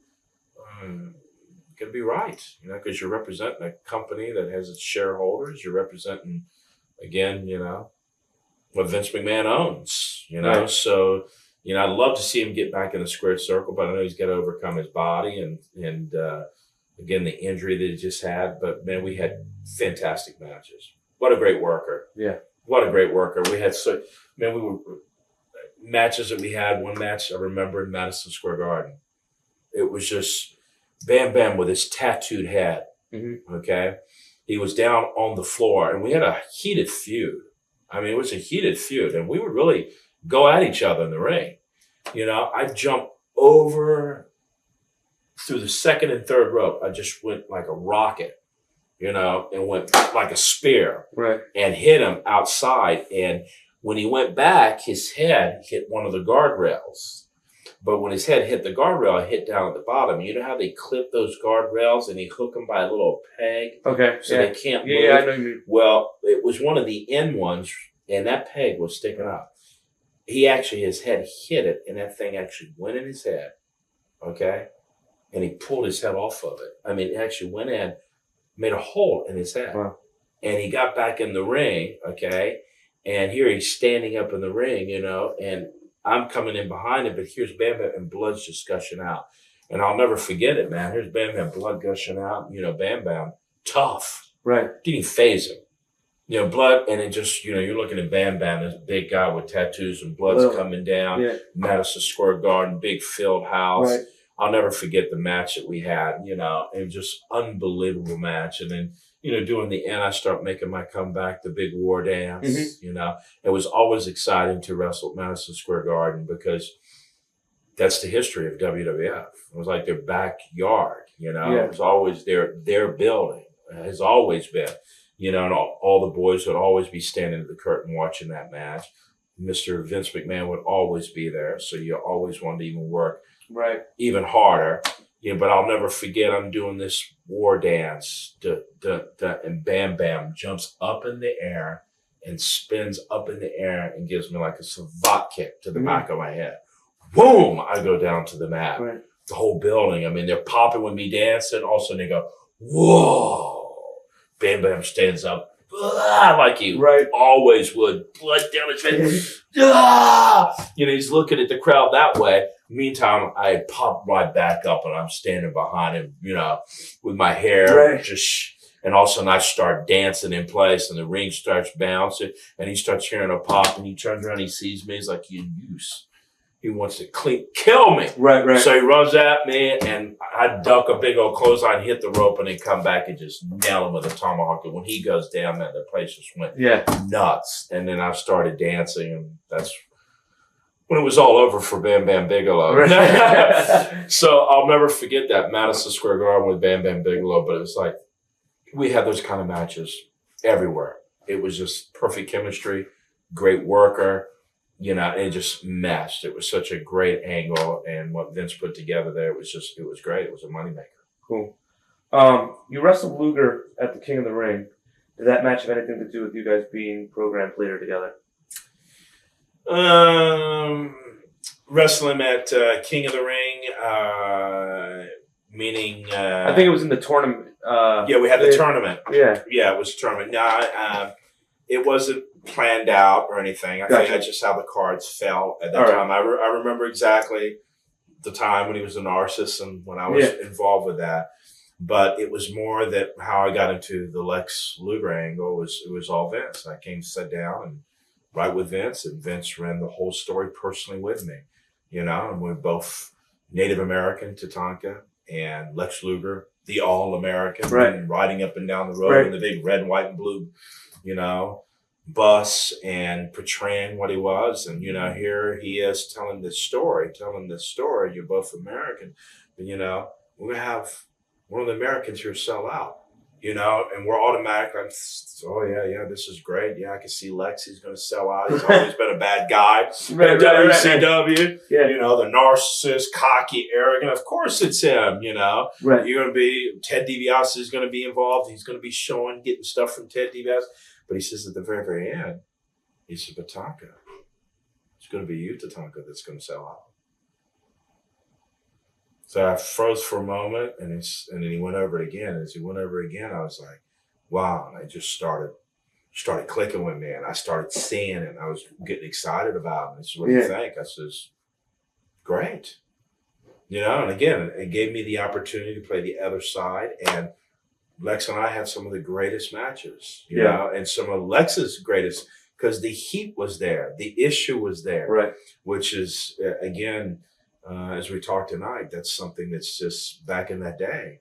It was so fantastic. You could have real heat, not heat because of doing other crazy things, real serious heat that people wanted to see Lex Luger beat my butt. Because they didn't like me turning.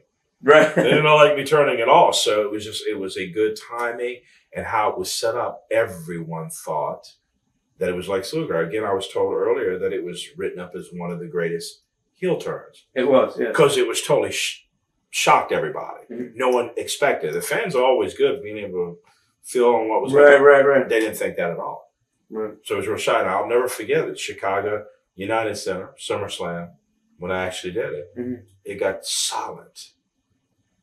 It was silent. And when it finally absorbed into the people 4 or 5 seconds later, it just started erupting. Boo, and they were throwing stuff in the ring. Ted's looking at me going, because he's laughing, because this got over. And it did. And it was great. And what Vince seen, it just, boom, it clicked perfect. Memories of teaming with the Smoking Guns and thoughts on them? Well, the Smoking Guns of what I see them today, as compared to Kip, because he's the only one wrestling now, and Kip is at TNA, of course. But he was Mr. Ass there at WWE after I left.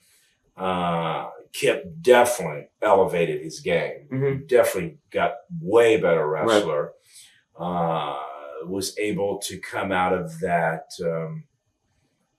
Everyone's always loved the cowboy and Native American character, or the cowboy Indian character, and the Smoking Guns were those, nice Western cowboy kind of guys, and they were always nice and cordial. But when he came out from there, he got more louder, got more expressional. So, he definitely went from being a good wrestler when he was Smoking Guns, but he went to a total different type of character, and he was able to cut interviews. He was able to get more intense with his wrestling. You know, he's a very, very talented wrestler, very, very good wrestler. I was able to do several different tags with them. So they were very, very good to work with. Memories of Sonny. Sonny. Championship Sonny. That's exactly what I thought you'd. Gosh, I didn't get to spend that much time with her. Didn't get to see. I mean, she was very, very cordial and nice to me. And I was very cordial and nice to her. Heard a lot of crazy stories about her. Okay, don't know if they were true or not, but crazy stories about her. But you know, pretty girl in the world of professional wrestling, and didn't get to spend that much time, so I can't say too much about her. Gotcha. Memories of working the USWA shows against Jerry Lawler. Oh my gosh, Memphis, unbelievable. I mean, Memphis is the only place that you can go and you can be, you know, a superstar at World Wrestling Entertainment, WWF during that time, and then going to Memphis, you're a babyface, and you go into Memphis and you're wrestling Lawler, and they're booing you. You're going, wait a minute, you've been watching WWF. What's going on here? You know, but it's the funniest thing because they had already programmed it. Listen to Tatanka, when you get there, don't be shocked. It's Jerry Lawler's town. Right. They're going to be booing you. Yeah. Don't be shocked. But I was really shocked. It was like, wow. But I enjoyed it because, you know, here I am, and I hadn't had the opportunity to be a heel yet. This was like, you know, where I'm right in the middle of my baby face, you know, run, and everything's going fantastic, you know, and I'm wrestling Jerry Lawler, and I actually beat Jerry Lawler. Right. You know, beat him for the belt and everything, and they come back and he beat me, but it was like fantastic because, man, they loved him there. Yeah. Still love him there. What are your thoughts on him, on Lawler? My thoughts on him is he's very, very talented, witty, quick on the mic. Right. What he does as far as his position in the world of professional wrestling, you have to be quick. Yeah. You have to be like a Bobby Heenan. Mm-hmm. Bobby Heenan was so fantastic.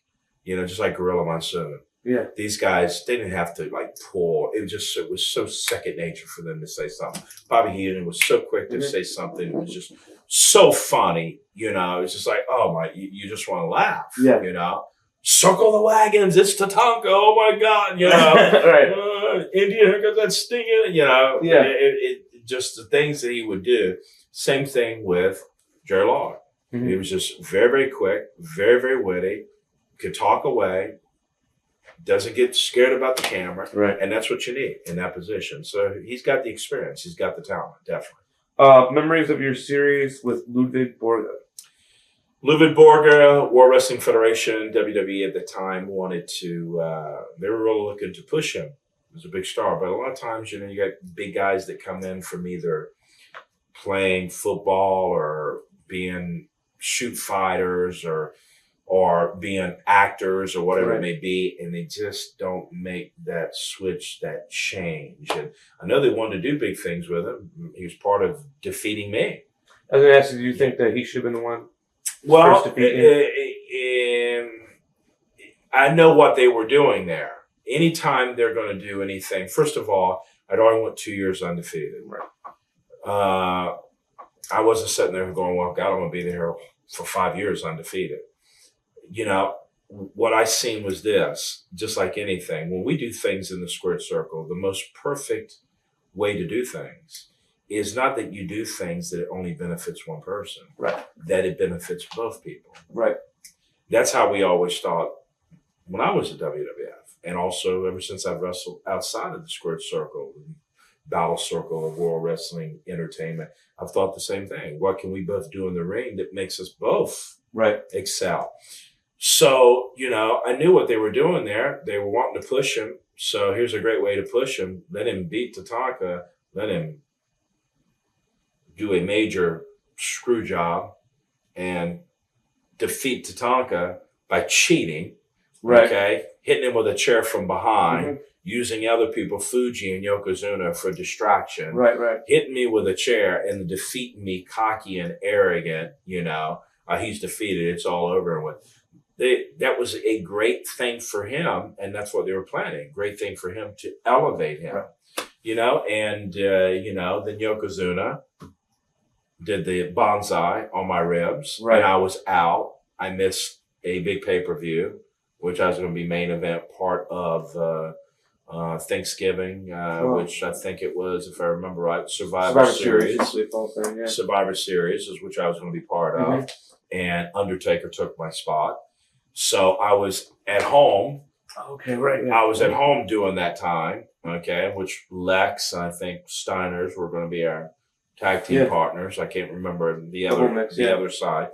But it was going to be a big thing for Borga. But, he just didn't flow with things.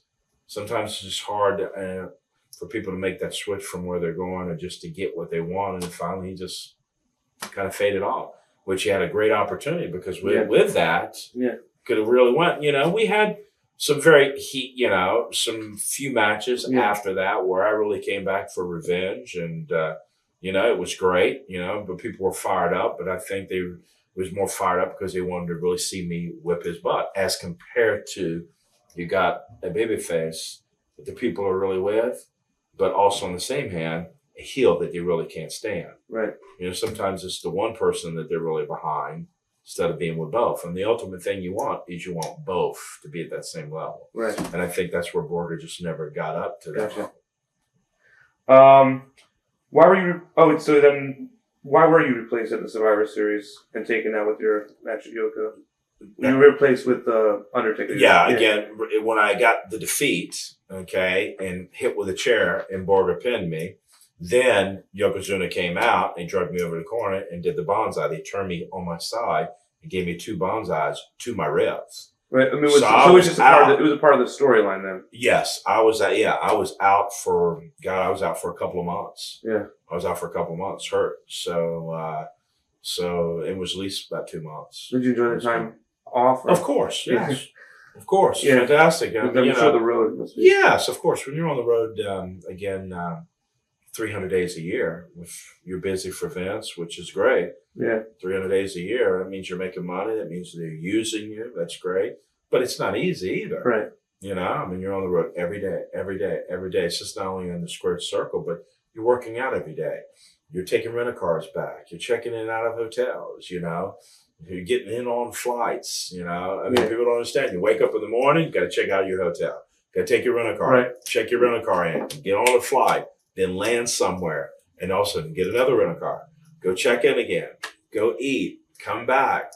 Go work out. Then come back and then get ready for the show. So, it's a lot of wear and tear. So it's nice to get some time off when you get some time off, definitely. Right.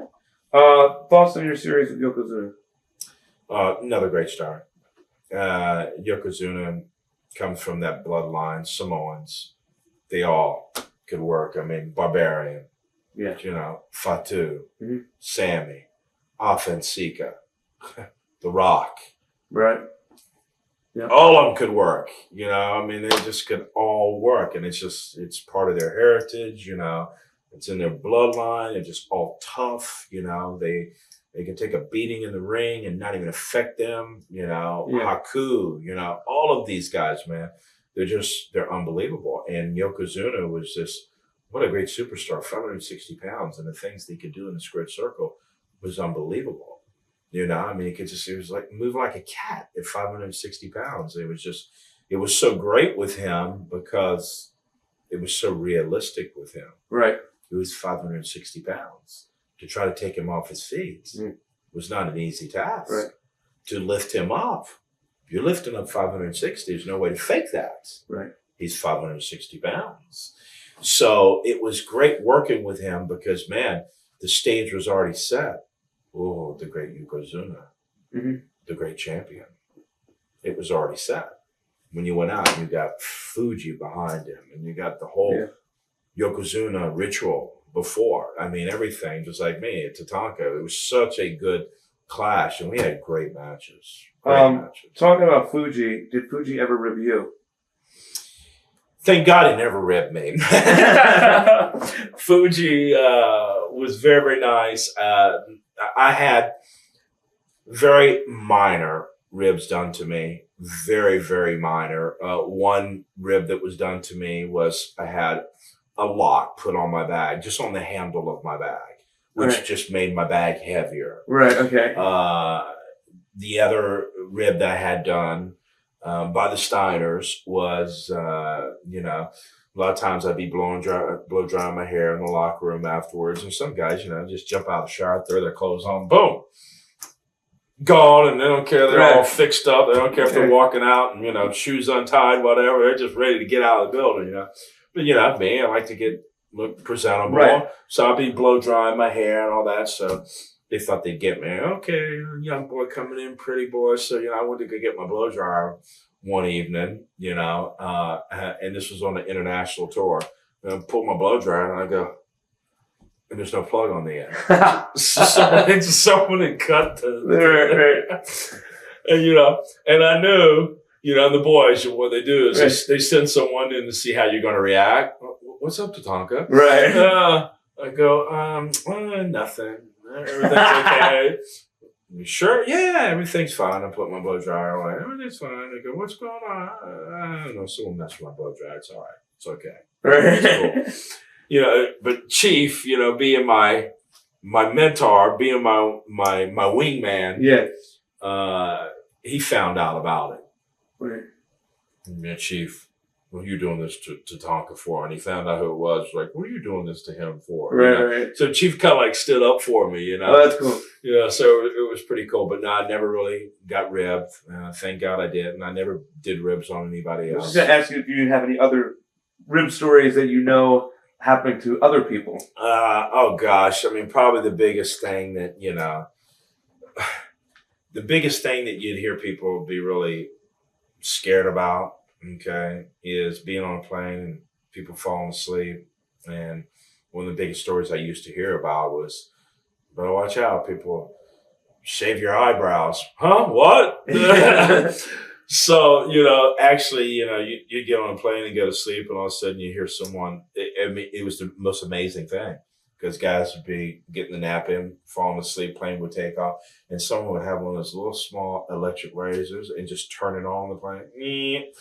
Everyone would wake up. It was like an alarm clock, you know. And there was definitely ribs where eyebrows would be shaven off. Right. You know, I'll never forget 1-2-3 Kid had his eyebrows shaved off. I don't know who actually did it. He knew who did it, but it was an international tour that we were going on, and they make these big programs, not like the programs in the United States. Big, old, nice, high quality, glossy color photos, and they're close-up photos. Right. And if you didn't know at that time, you'd have totally missed it. But it's the funniest thing, because you look at Kid in that picture for this big international tour, and here's Kid standing there in his big 1-2-3 Kid outfit, no eyebrows. That's great. Thoughts on your matches with Kevin Nash? Kevin Nash. We had good matches, but Kevin Nash was a, you know, anytime you work with a big guy, it's a total different style of working. You know, me, you know, I like doing all kinds of different things, spots and wrestling moves and all of the above. You know, I enjoy doing, you know, Shawn Michaels match all over the place, you know, Bam Bigelow, you know, a lot of power moves and things, and still spots, but more power and real good high spots that meant things. But, you know, Kevin, when you're dealing with someone like that, like working with a Yokozuna could work a lot of different things, still being a big man. But, you know, Kevin was, you know, it was a different way of working with him, because he was a tall guy, very, very tall guy. And it's just a different style of working. I prefer doing the other style. But, you know, when you're in this business, that's what makes you to be able to be one of the top stars, that you can get in there and work with any different type of style that's out there. You got to be very versatile on that business, because you'll be working with a different guy sometimes every other month. Or when I was there, you know, thank God that I was in things that lasted for a whole year. Right. Which was fantastic, because, you know, storylines lasted for so long. But now, you know, you might be with someone different, you know, a month later. someone else different a month later. So you got to be versatile in our business. Was he difficult to work with, not as far as like work-wise, but because he was involved with that politicking and all that stuff? Well, he was difficult to work with, not because not being able to work with, just you have a tall guy, and also what they were doing with Kevin at the time, bodyguard of Shawn Michaels, and all the things they were pushing him for at that time. You're limited on what you could do with him, and you're limited. It's just like when you're working with Andre the Giant back in that time. Right. You didn't see tons of things, spots or whatever. The biggest spot was trying to weaken him down, weaken his back, and then try to pick him up, and you can't get him up. So Kevin Nash is, just a total different style. Right. Taller, and long legs. When you got someone tall too, you got to reach up to get to them. So it's just a different style of working. Not that he was not workable. Gotcha. Not that he was not that you cannot have a good match. It's just a different style of working. It's kind of like working a big man's match. I guess what I'm getting at is, did you witness the Clique, like that Shawn Michaels Clique? Oh yeah, did they evolve into this power group? Of course. I mean, everyone. Like I said before, we were talking. Everyone had their. It starts out that these are the guys that you hang out with all the time, but I think everybody, with Shawn and with Diesel and with Razor, and then 1, 2, 3 Kid came in there at the end. I just think that people always thought, what's going on with this Clique? What are they doing? What are they up to? So nothing ever happened to you like that, other than that IC situation? Yeah, IC, so that was it. Right. Again, the biggest thing at the company is what you'll see is the guys that come in and they're friendly with everybody and you get along with everybody, you're fine. Mm-hmm. It's always the guys that would come in and, they're trying to, push himself through or trying to not get along or being arrogant or not wanting to hang out with the guys, Again, one of the biggest things in business most people don't understand is that, yes, you have to impress Vince McMahon. Yes, you have to impress Pat Patterson during that time. And now it's Mr. John Laurinaitis. Right. But also back in that day, which I think it's different now. It's still there, but not as big. You had to impress the wrestlers. Yeah. Because that was your family. Mm-hmm. It was a different thing. There was kind of like, I won't say like a fraternity. Okay. I don't want to say that, but you had to have the approval of the guys. They had to be able to go back to the office and go, he's a real nice guy. He's workable. He's very, very nice, outgoing. He likes to talk all the time to us because, in our business, you have to be able to work with someone. Right. You got to be workable. If you're not workable, they can't do things with you. Same thing with Vince, Vince decides that he wants you to be champion, okay, but he sees that you're not going to be workable. What's he going to do later when it's time for you to, make someone else the champion? Gotcha. So it's so important that you're workable with the guys. And I think that's what a lot of people felt like that time with the Clique, with Shawn and all them. But, and also why I never had any things like big ribs or, I was just friendly. I enjoyed everybody. I was a people's person. Gotcha. How did things change after Hogan left? It definitely changed because here you have Hulk Hogan. It's kind of like Hulk Hogan and WWF went together. Mm-hmm.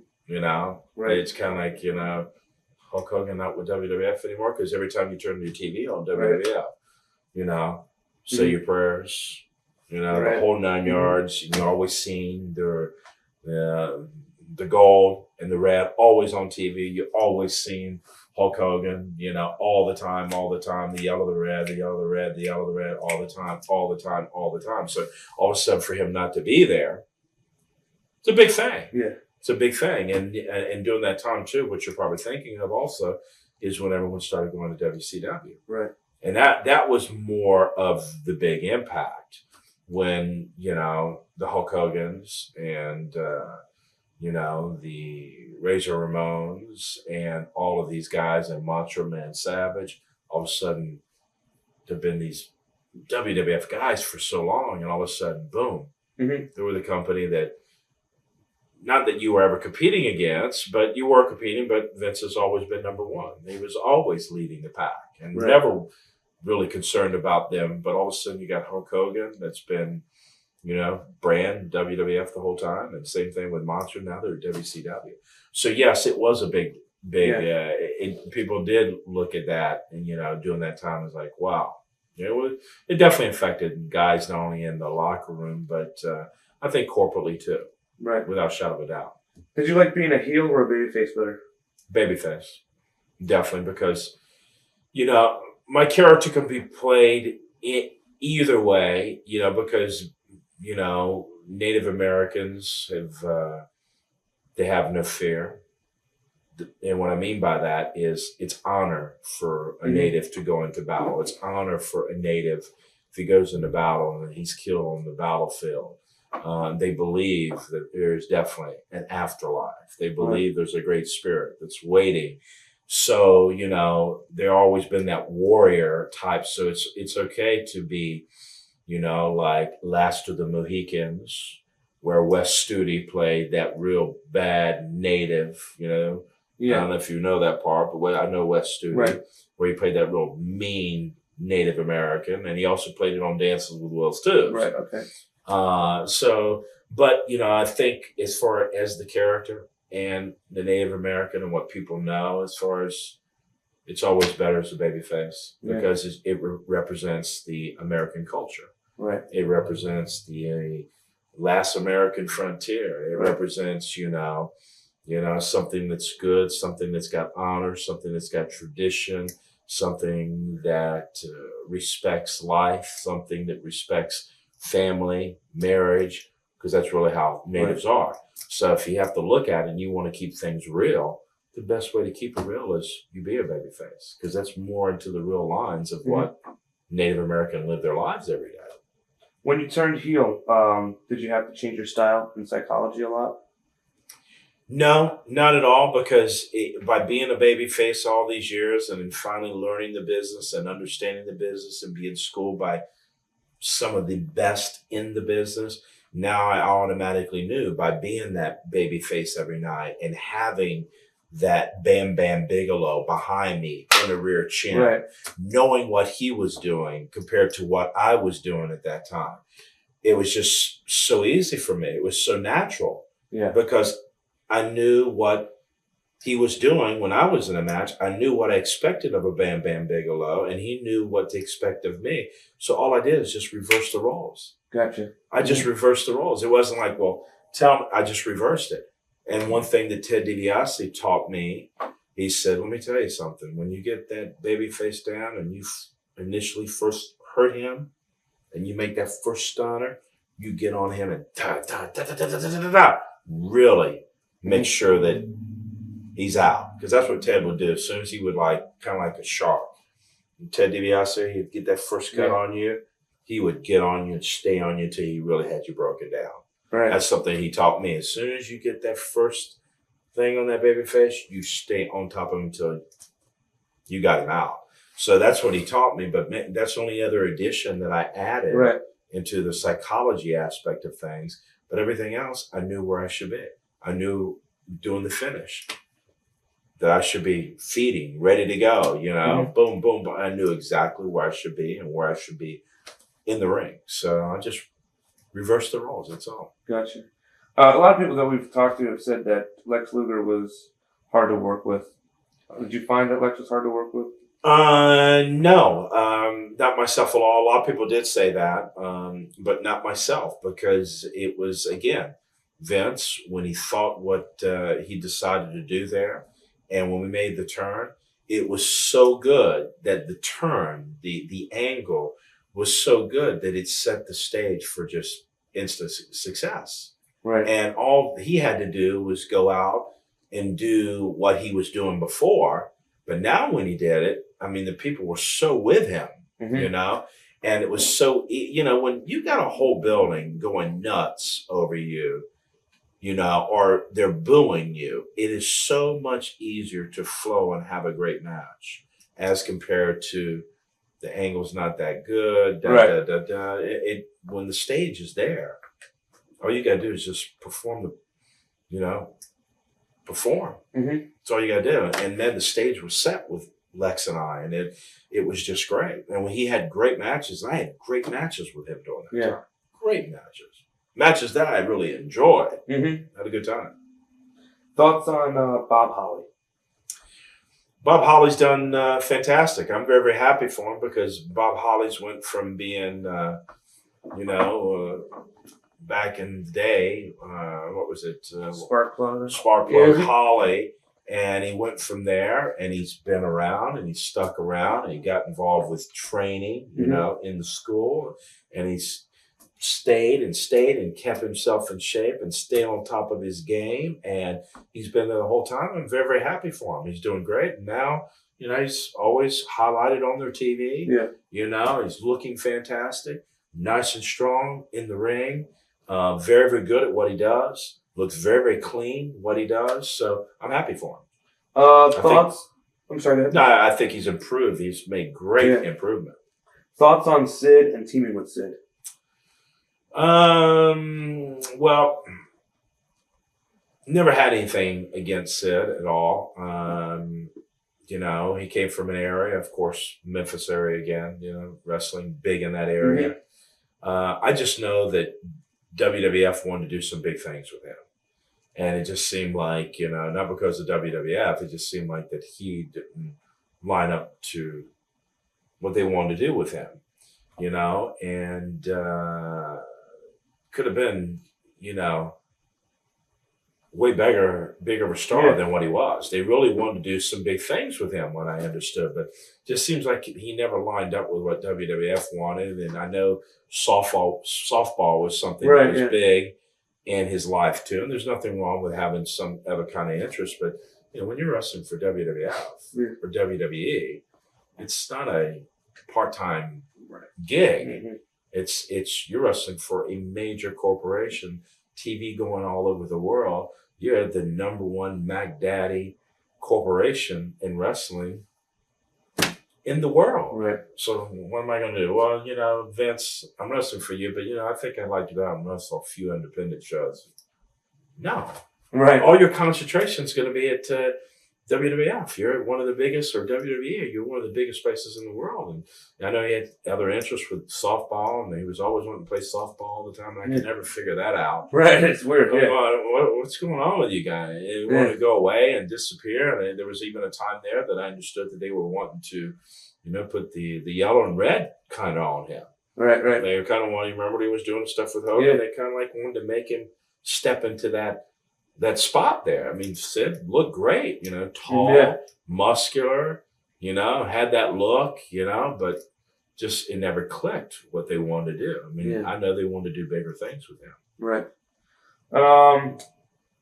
Memories of working with Jake Roberts, and do you think he's as smart as people say he is?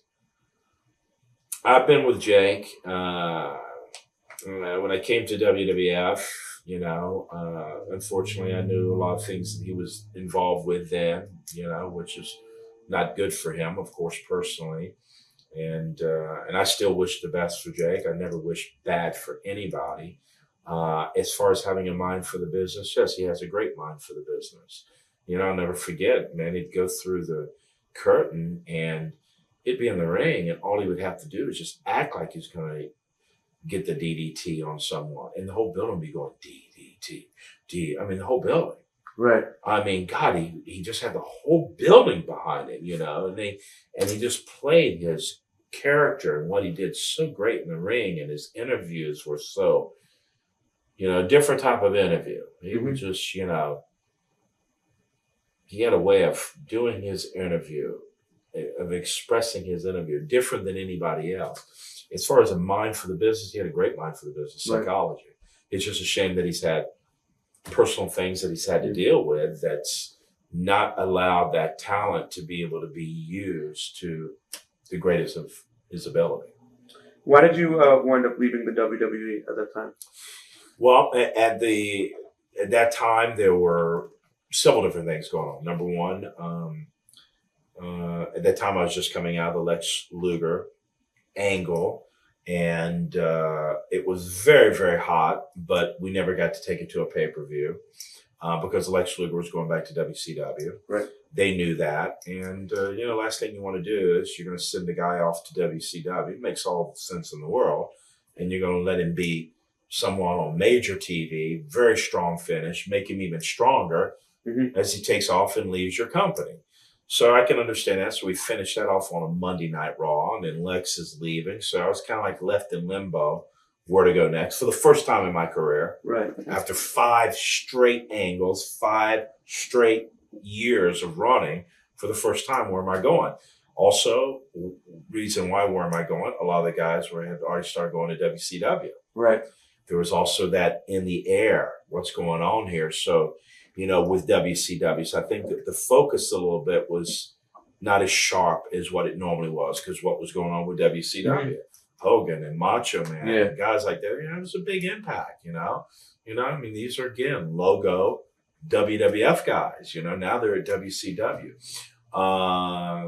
Also, during that time, they had not a lot of top stars. During that time, if you remember, the guy that came in that they wanted me to start working with at that time was Ahmed Johnson. If you remember Ahmed Johnson, I think Tony Norris, I'm not sure if that's his name.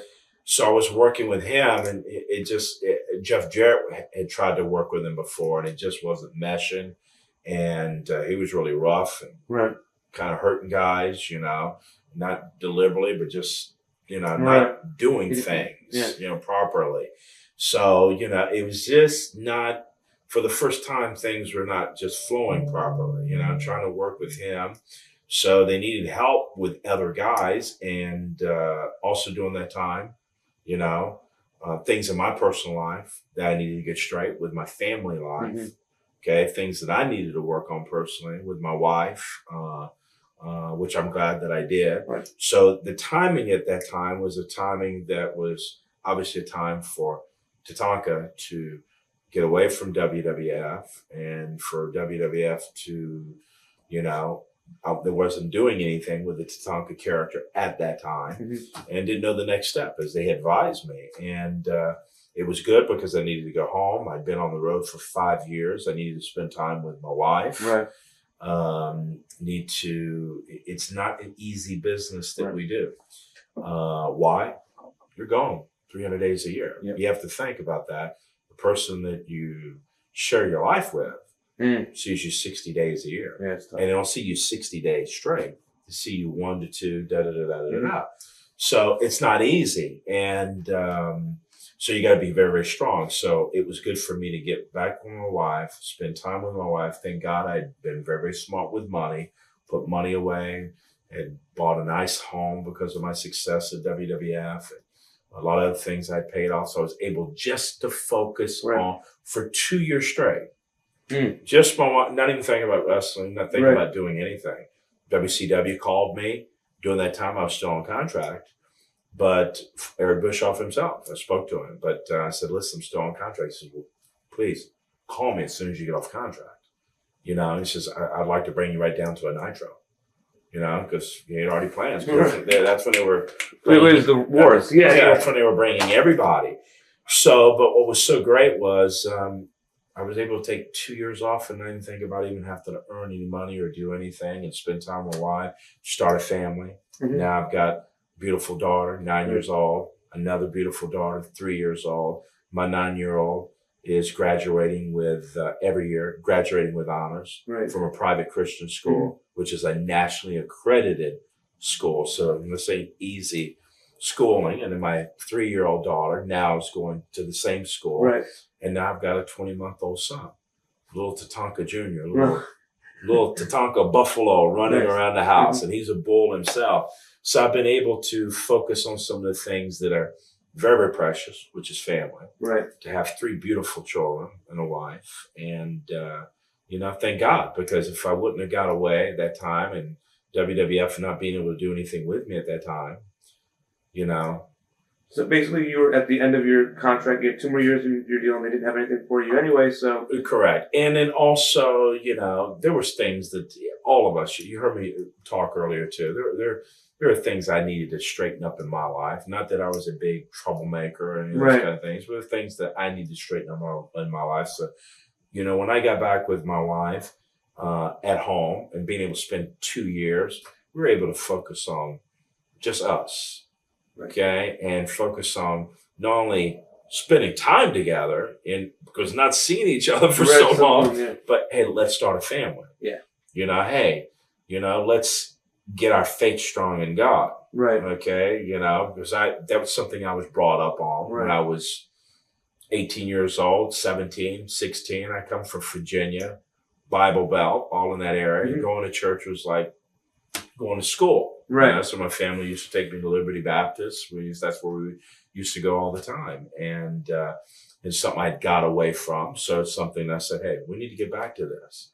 So we got very, very strong with our faith, which began everything mending very, very tight in our family, and also starting a family. Right. Now it's great. I'm so happy because if I'd have kept wrestling, I might not have my 3 kids right now.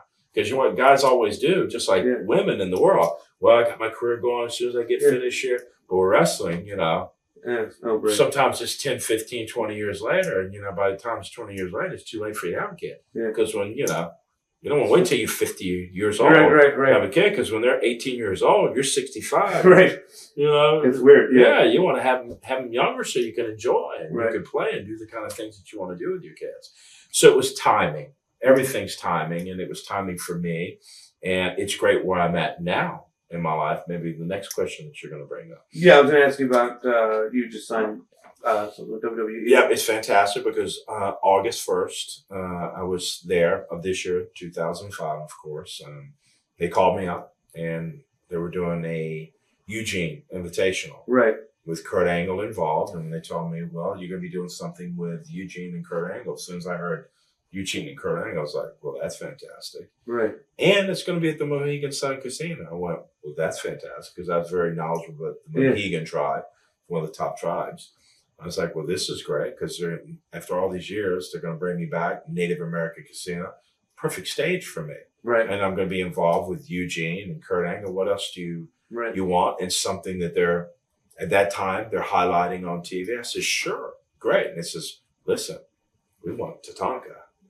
We want the headdress, full 9 yards, everything. So I was like, this is great. Because what I seen there, not only great for me, but what I also seen great for the business. Yeah.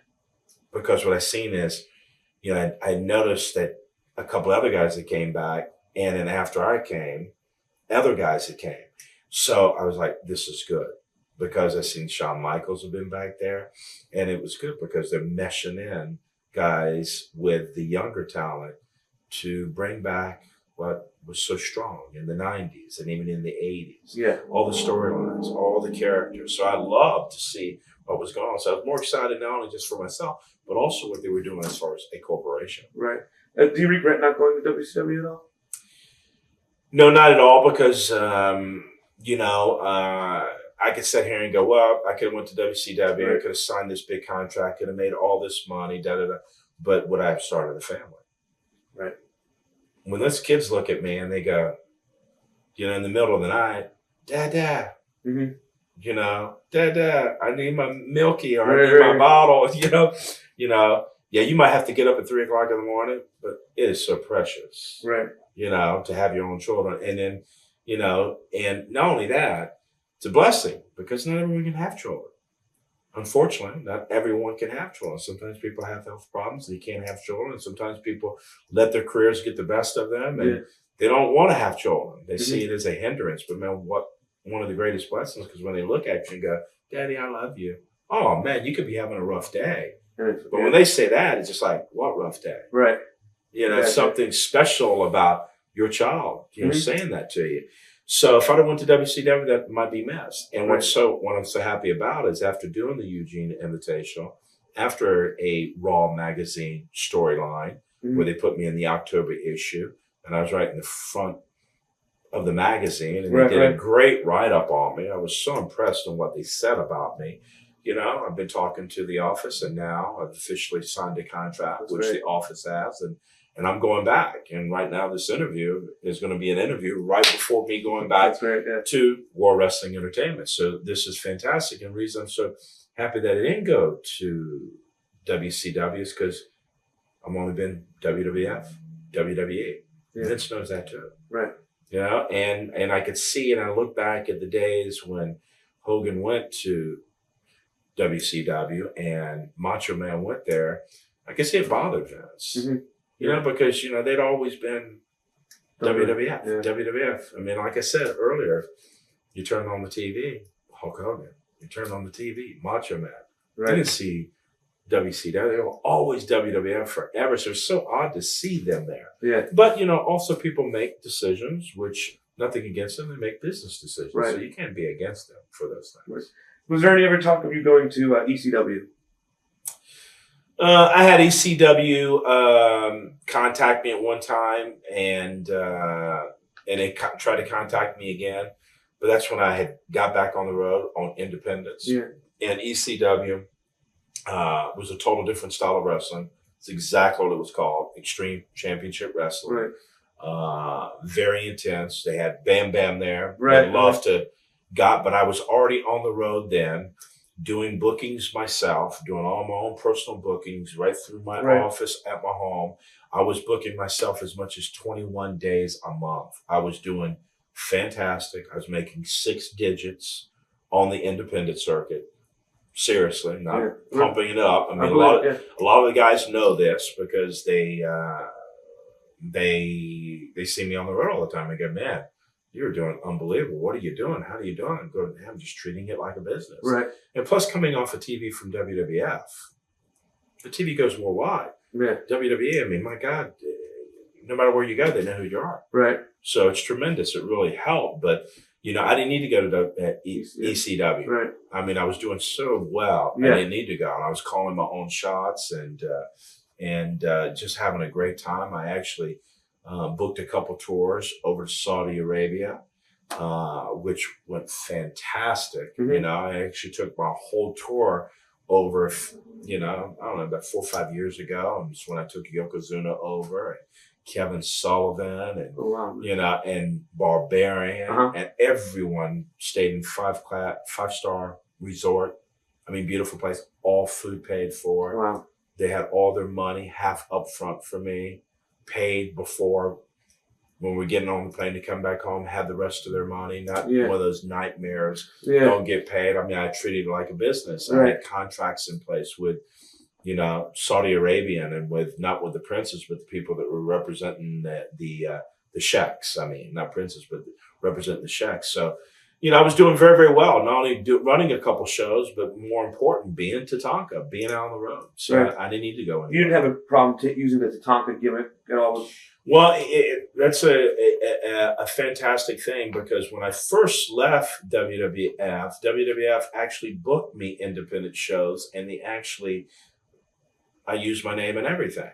And they actually put me out there on a couple shows, independent shows, and helped me have bookings on a few different shows. But then after that, I just stopped and I was strictly putting time with my wife. But what happened after, I really got blessed big time. And I thank God for this because Vince owned my name. Right. But years later, it's the most tremendous thing. I had an attorney friend of mine. No, not an attorney friend of mine, excuse me. Someone from the Seminole tribe. Okay. Seminole tribe of Florida. And I said, you know, Chris, I'm calling you to let you know something. You know, my attorney friend was looking at some stuff and found out that, do you know that your name just expired just yesterday with WWF, your actual trademark name, and they haven't renewed it yet? I go, you kidding me? You know? Right. I said, you're kidding me. So I called my attorney up real quick. I said, check into this, Thaddeus. Thaddeus checked into it. He says, no application's been put in yet. I says, let's go. So I hired my attorney, paid everything, and I own the trademark. Oh, wow. So, and what's so great, I thank Vince for approving this, and I thank Johnny Laurinaitis for approving this because I discussed this with them and all of WWE that is part of legal. Mr. Kaufman, Edward Kaufman, that, you know, discussed, hey, I own my name. And I says, you know, can I keep my name? And the reason why is because I'm not looking to go do something with another wrestling company after this. I was coming out of my prime, and I didn't go wrestle for WCW. But what I am doing is I'm doing a lot of different projects on the humanitarian aspects of things with Native American tribes all over. Right. And that's one of the other reasons why I do have 1,800 contacts and some of the people that I know, and also in Washington, what they want me to be on the forefront, since I am known as a hero type of image to the Native Americans. They want me on the forefront of what's happened. So I don't want to go there and be called, well, who's that guy? No, it's Tatanka. I want to be able to go and beat Tatanka. I want to be able to go, and if I'm going to do pictures and give out pictures, I can do my own picture with my own name on it. So that's one reason. So WWE has agreed that you have the name, you'll keep the name, and no problem. Great. So that's fantastic. And I really feel blessed because of that, because very few actually own their, truly own their name. Yep. Memories of the matches you had, the match you had with Terry Funk in New Mexico, you were talking about that? Oh, fantastic. Terry Funk, another great superstar in the business. Gallup, New Mexico, nothing but a Native American area. Red Rock State Park. Lights shine down on these red rocks, glowing in the middle of the night. I mean, typical Native American setting if you ain't never seen a Native American setting. Wild Wild West to its fullest. So it was perfect for me and Terry Funk. And it was the greatest match. We're a main event. There's like 7,000 Native Americans there. I mean, they're walking and they're looking at me going, Yate, meaning hello, speaking to me in native tongue, you know. And it was just tremendous to look at all those natives standing up on the rocks and sitting all throughout the bleachers and them doing war cries and being up to their feet. And I got there with Terry Funk, and it was the greatest thing, something that's so missed in our business. All the top guys can do it, but, you know, I talked to Terry Funk and I go, Terry, it's going to be an honor to work with you. I says, what do you want to do tonight, sir? He says, tell you what, he says, we'll just do it all out in the ring. We didn't plan not one bit, not one thing. I says, I'll come out and start war dancing, baby. And that was it. We did not plan one single, not one. And we had a 45-minute match. Wow. And it was absolutely tremendous. But that was Terry Funk. Terry Funk knew, and, you know, and I'm a good listener, but also know where we should be on the next here. I know, and add things myself. And it was just fantastic. It was great. It was absolutely great. Was there a proposed promotion that you were going to start a few years ago?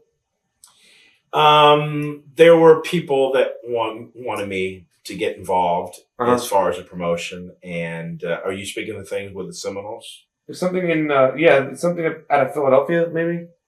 No, not. I think I know who you're talking about now. Right.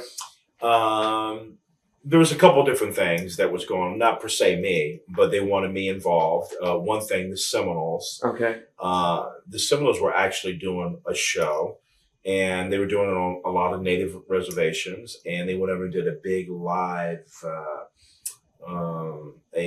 not live, but they went over and did a pilot TV in Lima, Peru.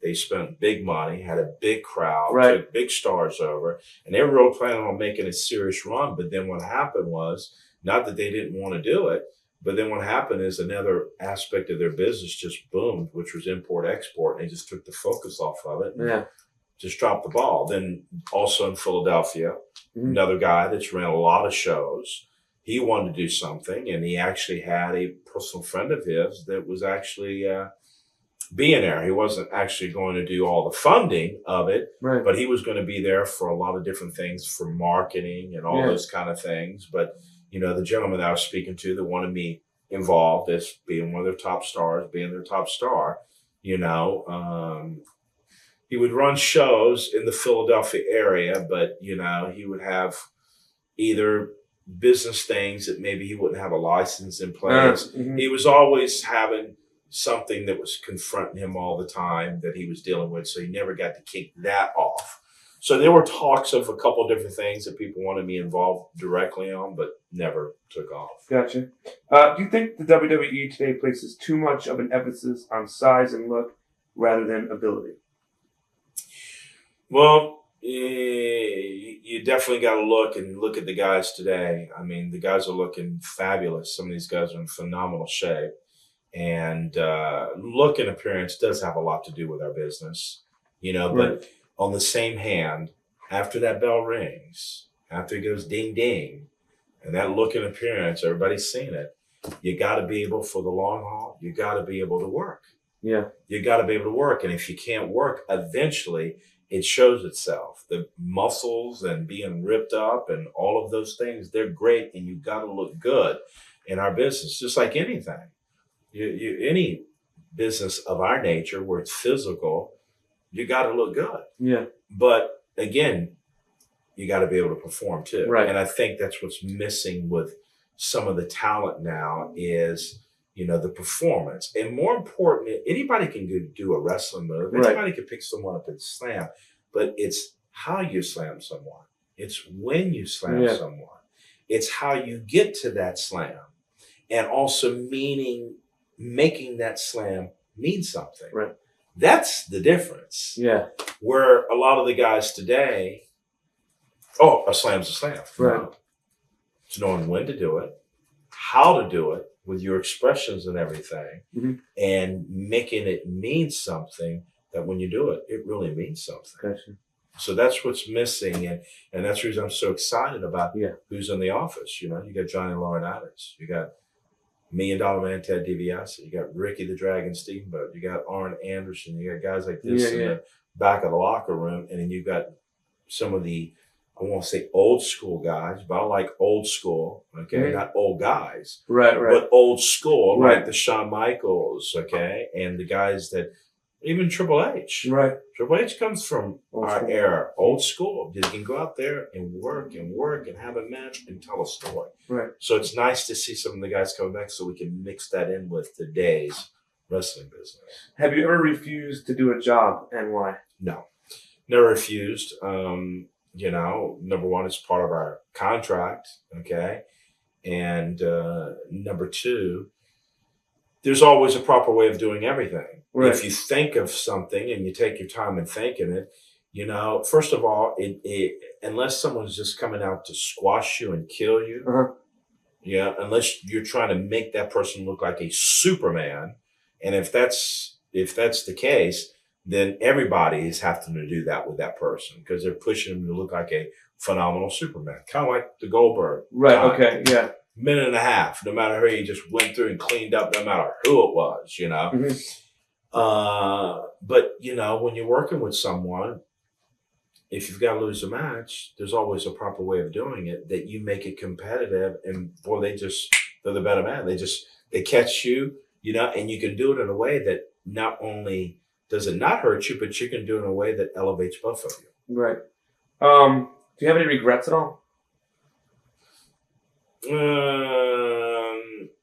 No, not today. If I had to look back and say, do you have any regrets? I'd say before not having the wisdom that I have today. Right. Okay. But today, do I have any regrets? No. But if I look back and say, man, I wish I had more wisdom about certain things 10 years ago, like I do now. Yeah. But you're not thinking that then, right? Because you're not, you don't know that. Hey, I need to learn more about this. You don't even know that you need the wisdom, right? You don't know that you have, and most people, how many people talk about the word wisdom in everyday life anyway? So when you start talking those words, you know that you're going on the right path because that means that you're seeking knowledge. Right. It means you want more knowledge. Right. And when you have more knowledge, how many times have you heard the word knowledge is power?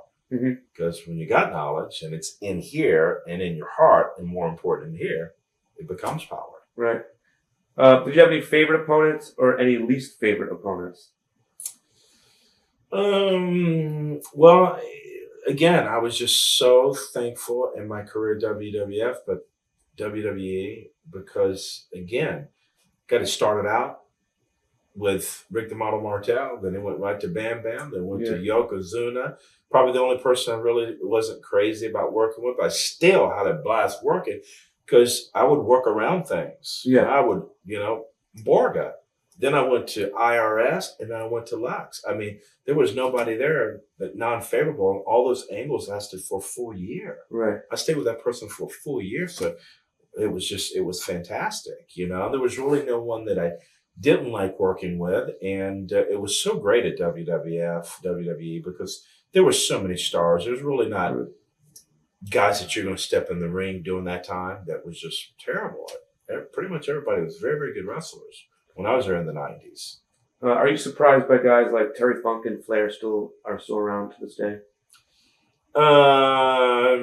Definitely not surprised. Terry Funk just still tough, been in the family line, and I don't know Terry Funk that much, but again, when I wrestled him 4, 5, 6 years ago, tough. Yeah. Tough. But, Ric Flair, he's another guy, he's a very, very unique character. I mean, look at Flair. How old is Flair? I don't know how old his Flair is, but I'm not a person that looks at numbers. Right. If a guy's out there, who's to say that his 50 is not like your 35? Mm-hmm. You're not in his body. You don't know. You know what I'm saying? So it's just like Native Americans. Native Americans, I have personal friends of mine, 115 years old, walking around in full regalia, doing beadwork, ladies, not even wearing eyeglasses. Right. 115 years old. And our friend was 125. My family, my immediate family, I've had people on both sides, 100. Wow. Native heritage just got strong bloodlines and just for longevity. Same thing like Samoans, longevity with a lot of those people in their bloodline. Same thing like Asians, longevity. You hear some of the people in imperial families living into their hundreds. Mm-hmm. So Ric Flair's always taking care of himself. Every time I was on the road with him, he was always on that treadmill, stair climber all the time. And he's always eating pretty good. He's always worked out, and he knows what to do in the ring. By knowing what to do in the ring, you also protect yourself in the ring. Right. So he's benefited from that because he hasn't had to deal with maybe 50,000 injuries where it makes your career shorter. Yeah. So, my hat's off to him because that's even more of a greater success. Some people look, he should be out of the ring. No, it's a greater success that he can be in WWE and be wrestling. That's even a greater testimony that he could be wrestling and still being able to hang out with other people and still do his strut and still do everything and come off the top rope and everything. That's great. Yeah. Which, that's fantastic. What is the strangest rumor or biggest misconception about Tatanka that you've heard? Oh, gosh. I've really never heard anything that I really went, wow, I don't like that. I've never heard anything like, I don't like it. Probably, to be quite frank with you on that, probably the greatest critic to Tatanka has been, I'd have to say 2 things. You're always your own best critic. Right. If you're wanting to get better, you're looking at yourself going, God, you shouldn't have done that. You should have done this better. Yeah. So I've always looked at myself and critiqued and go, I wish I could have done that better. But someone who's always been very select few, very, very select few. And it's always the minority, not majority in any of these times. But someone that's always been, sometimes it'd say things to me and I would just rub me a little bit wrong, would be Native Americans. Okay. And the reason why is because this is very important here because I take pride in who I am. Ever since junior high school, they used to have Native stuff. I'd wear Native jewelry to high school. I was proud of my heritage then. Mm-hmm. I've got my card with the government. I mean, the 9 yards. I mean, it's serious with me. But you got certain Native Americans, very select few, that because you do something that is not 100% tradition, everything you've done doesn't mean anything. Mm. That's wrong. Mm-hmm. Meaning instead of looking at the good you've done, you can do one thing not right with tradition, and they're negative on you because of that one thing. And what I'm saying here is, hey, do you not see? Number one, I wasn't born on a reservation. Right. I wasn't born on government granted land. I wasn't born out in the middle of nowhere. I was born in the city. I was born, going to, being in the midst of everything.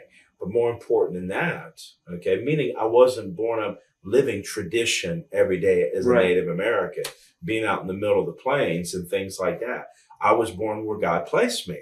Yeah. This is where he placed me. If you wanted me to be born out in South Dakota, I'd be in South Dakota. If you wanted me to be born in Wyoming, I'd be born. Where I've been born is where I've been born. So this is what I've had to live with. But more important than that, what you have to look at is, because of a simple tradition, what you have to look at is look at all the Native Americans worldwide that have emailed me and all the kids and says, man, you're my hero. Man, it makes me look at you and go, if that Native can do it, I can do it. Yeah. We can take everything in life every single day. And if you really want to, you can look for the negative in everything. That's true.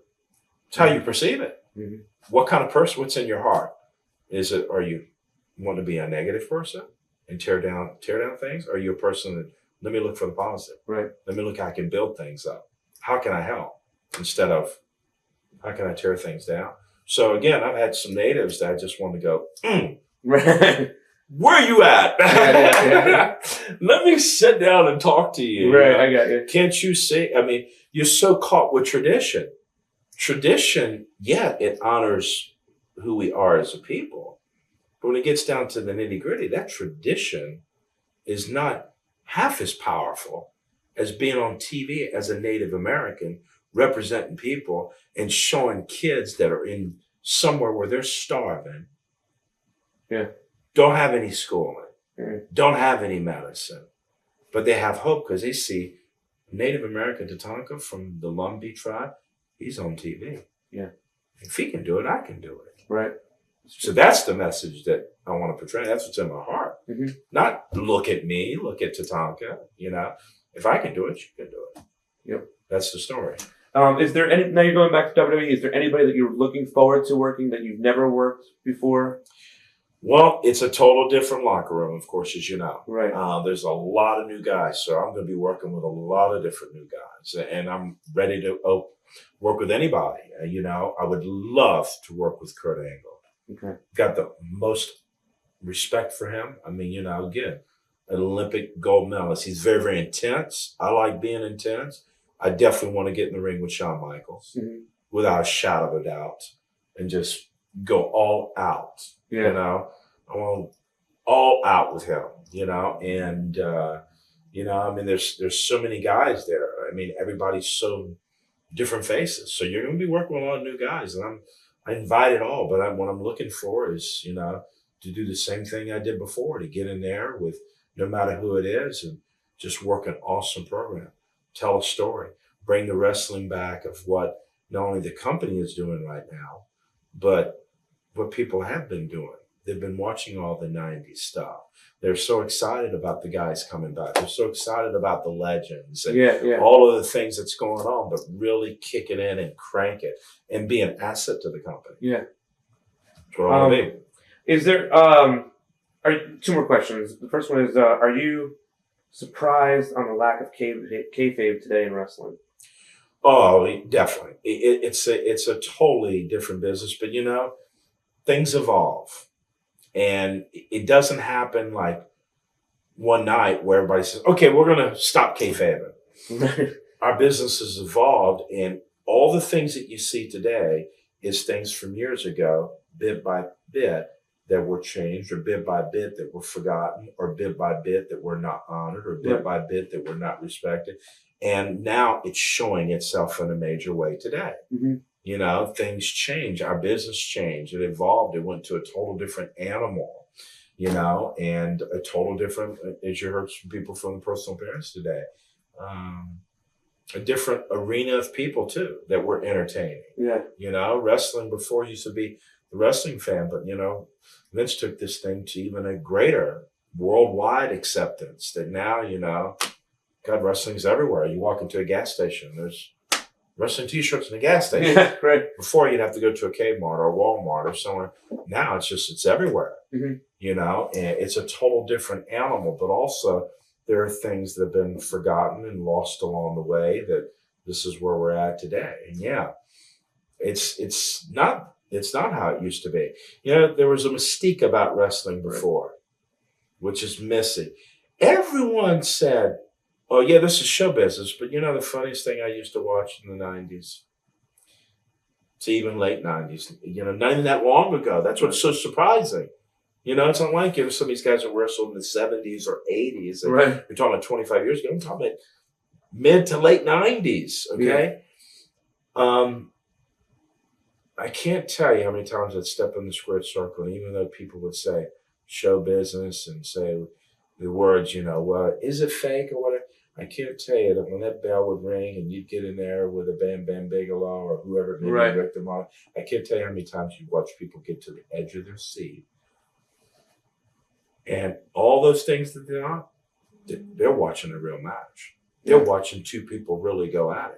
Yeah. That's what's missing, that mystique about our business, not only the pride in the work of what two guys did in the squared circle, okay, but man, you'd see people just get on the edge of their seat. It's so much more involved now. And I think what you're saying, so much has been let out there now that they go, okay, well, I know what's going on here. You know, it's more the moves that making people pop as far as, my God, these guys really don't like each other. Yeah.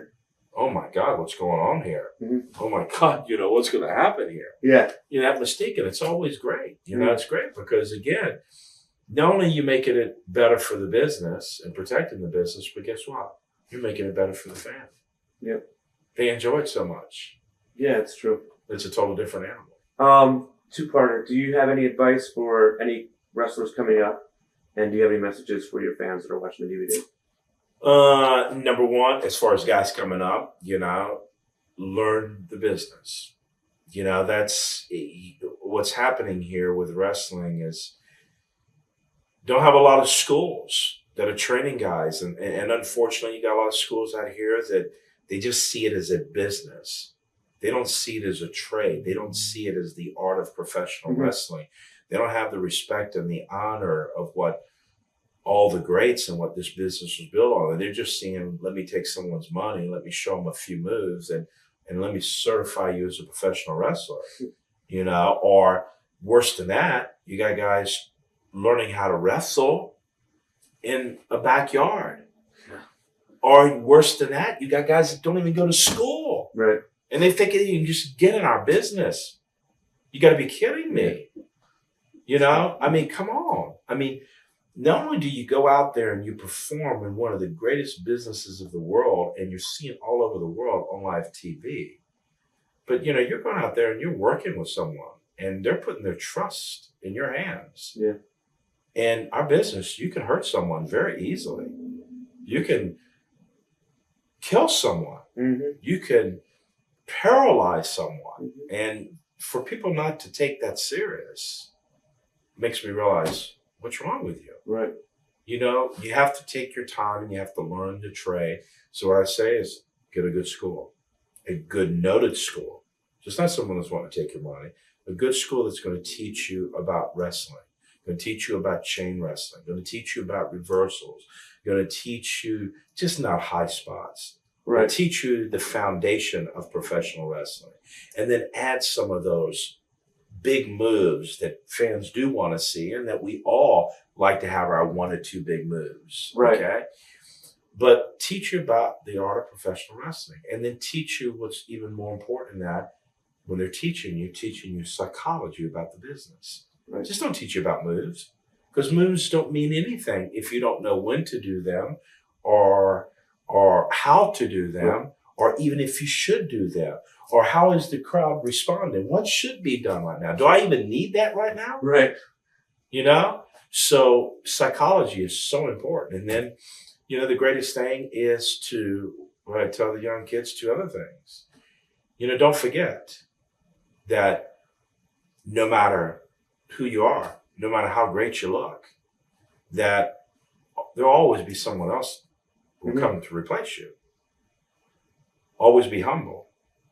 Always be humble. But more important than that, don't forget about all the legends and the people that paved the way for the business to even exist.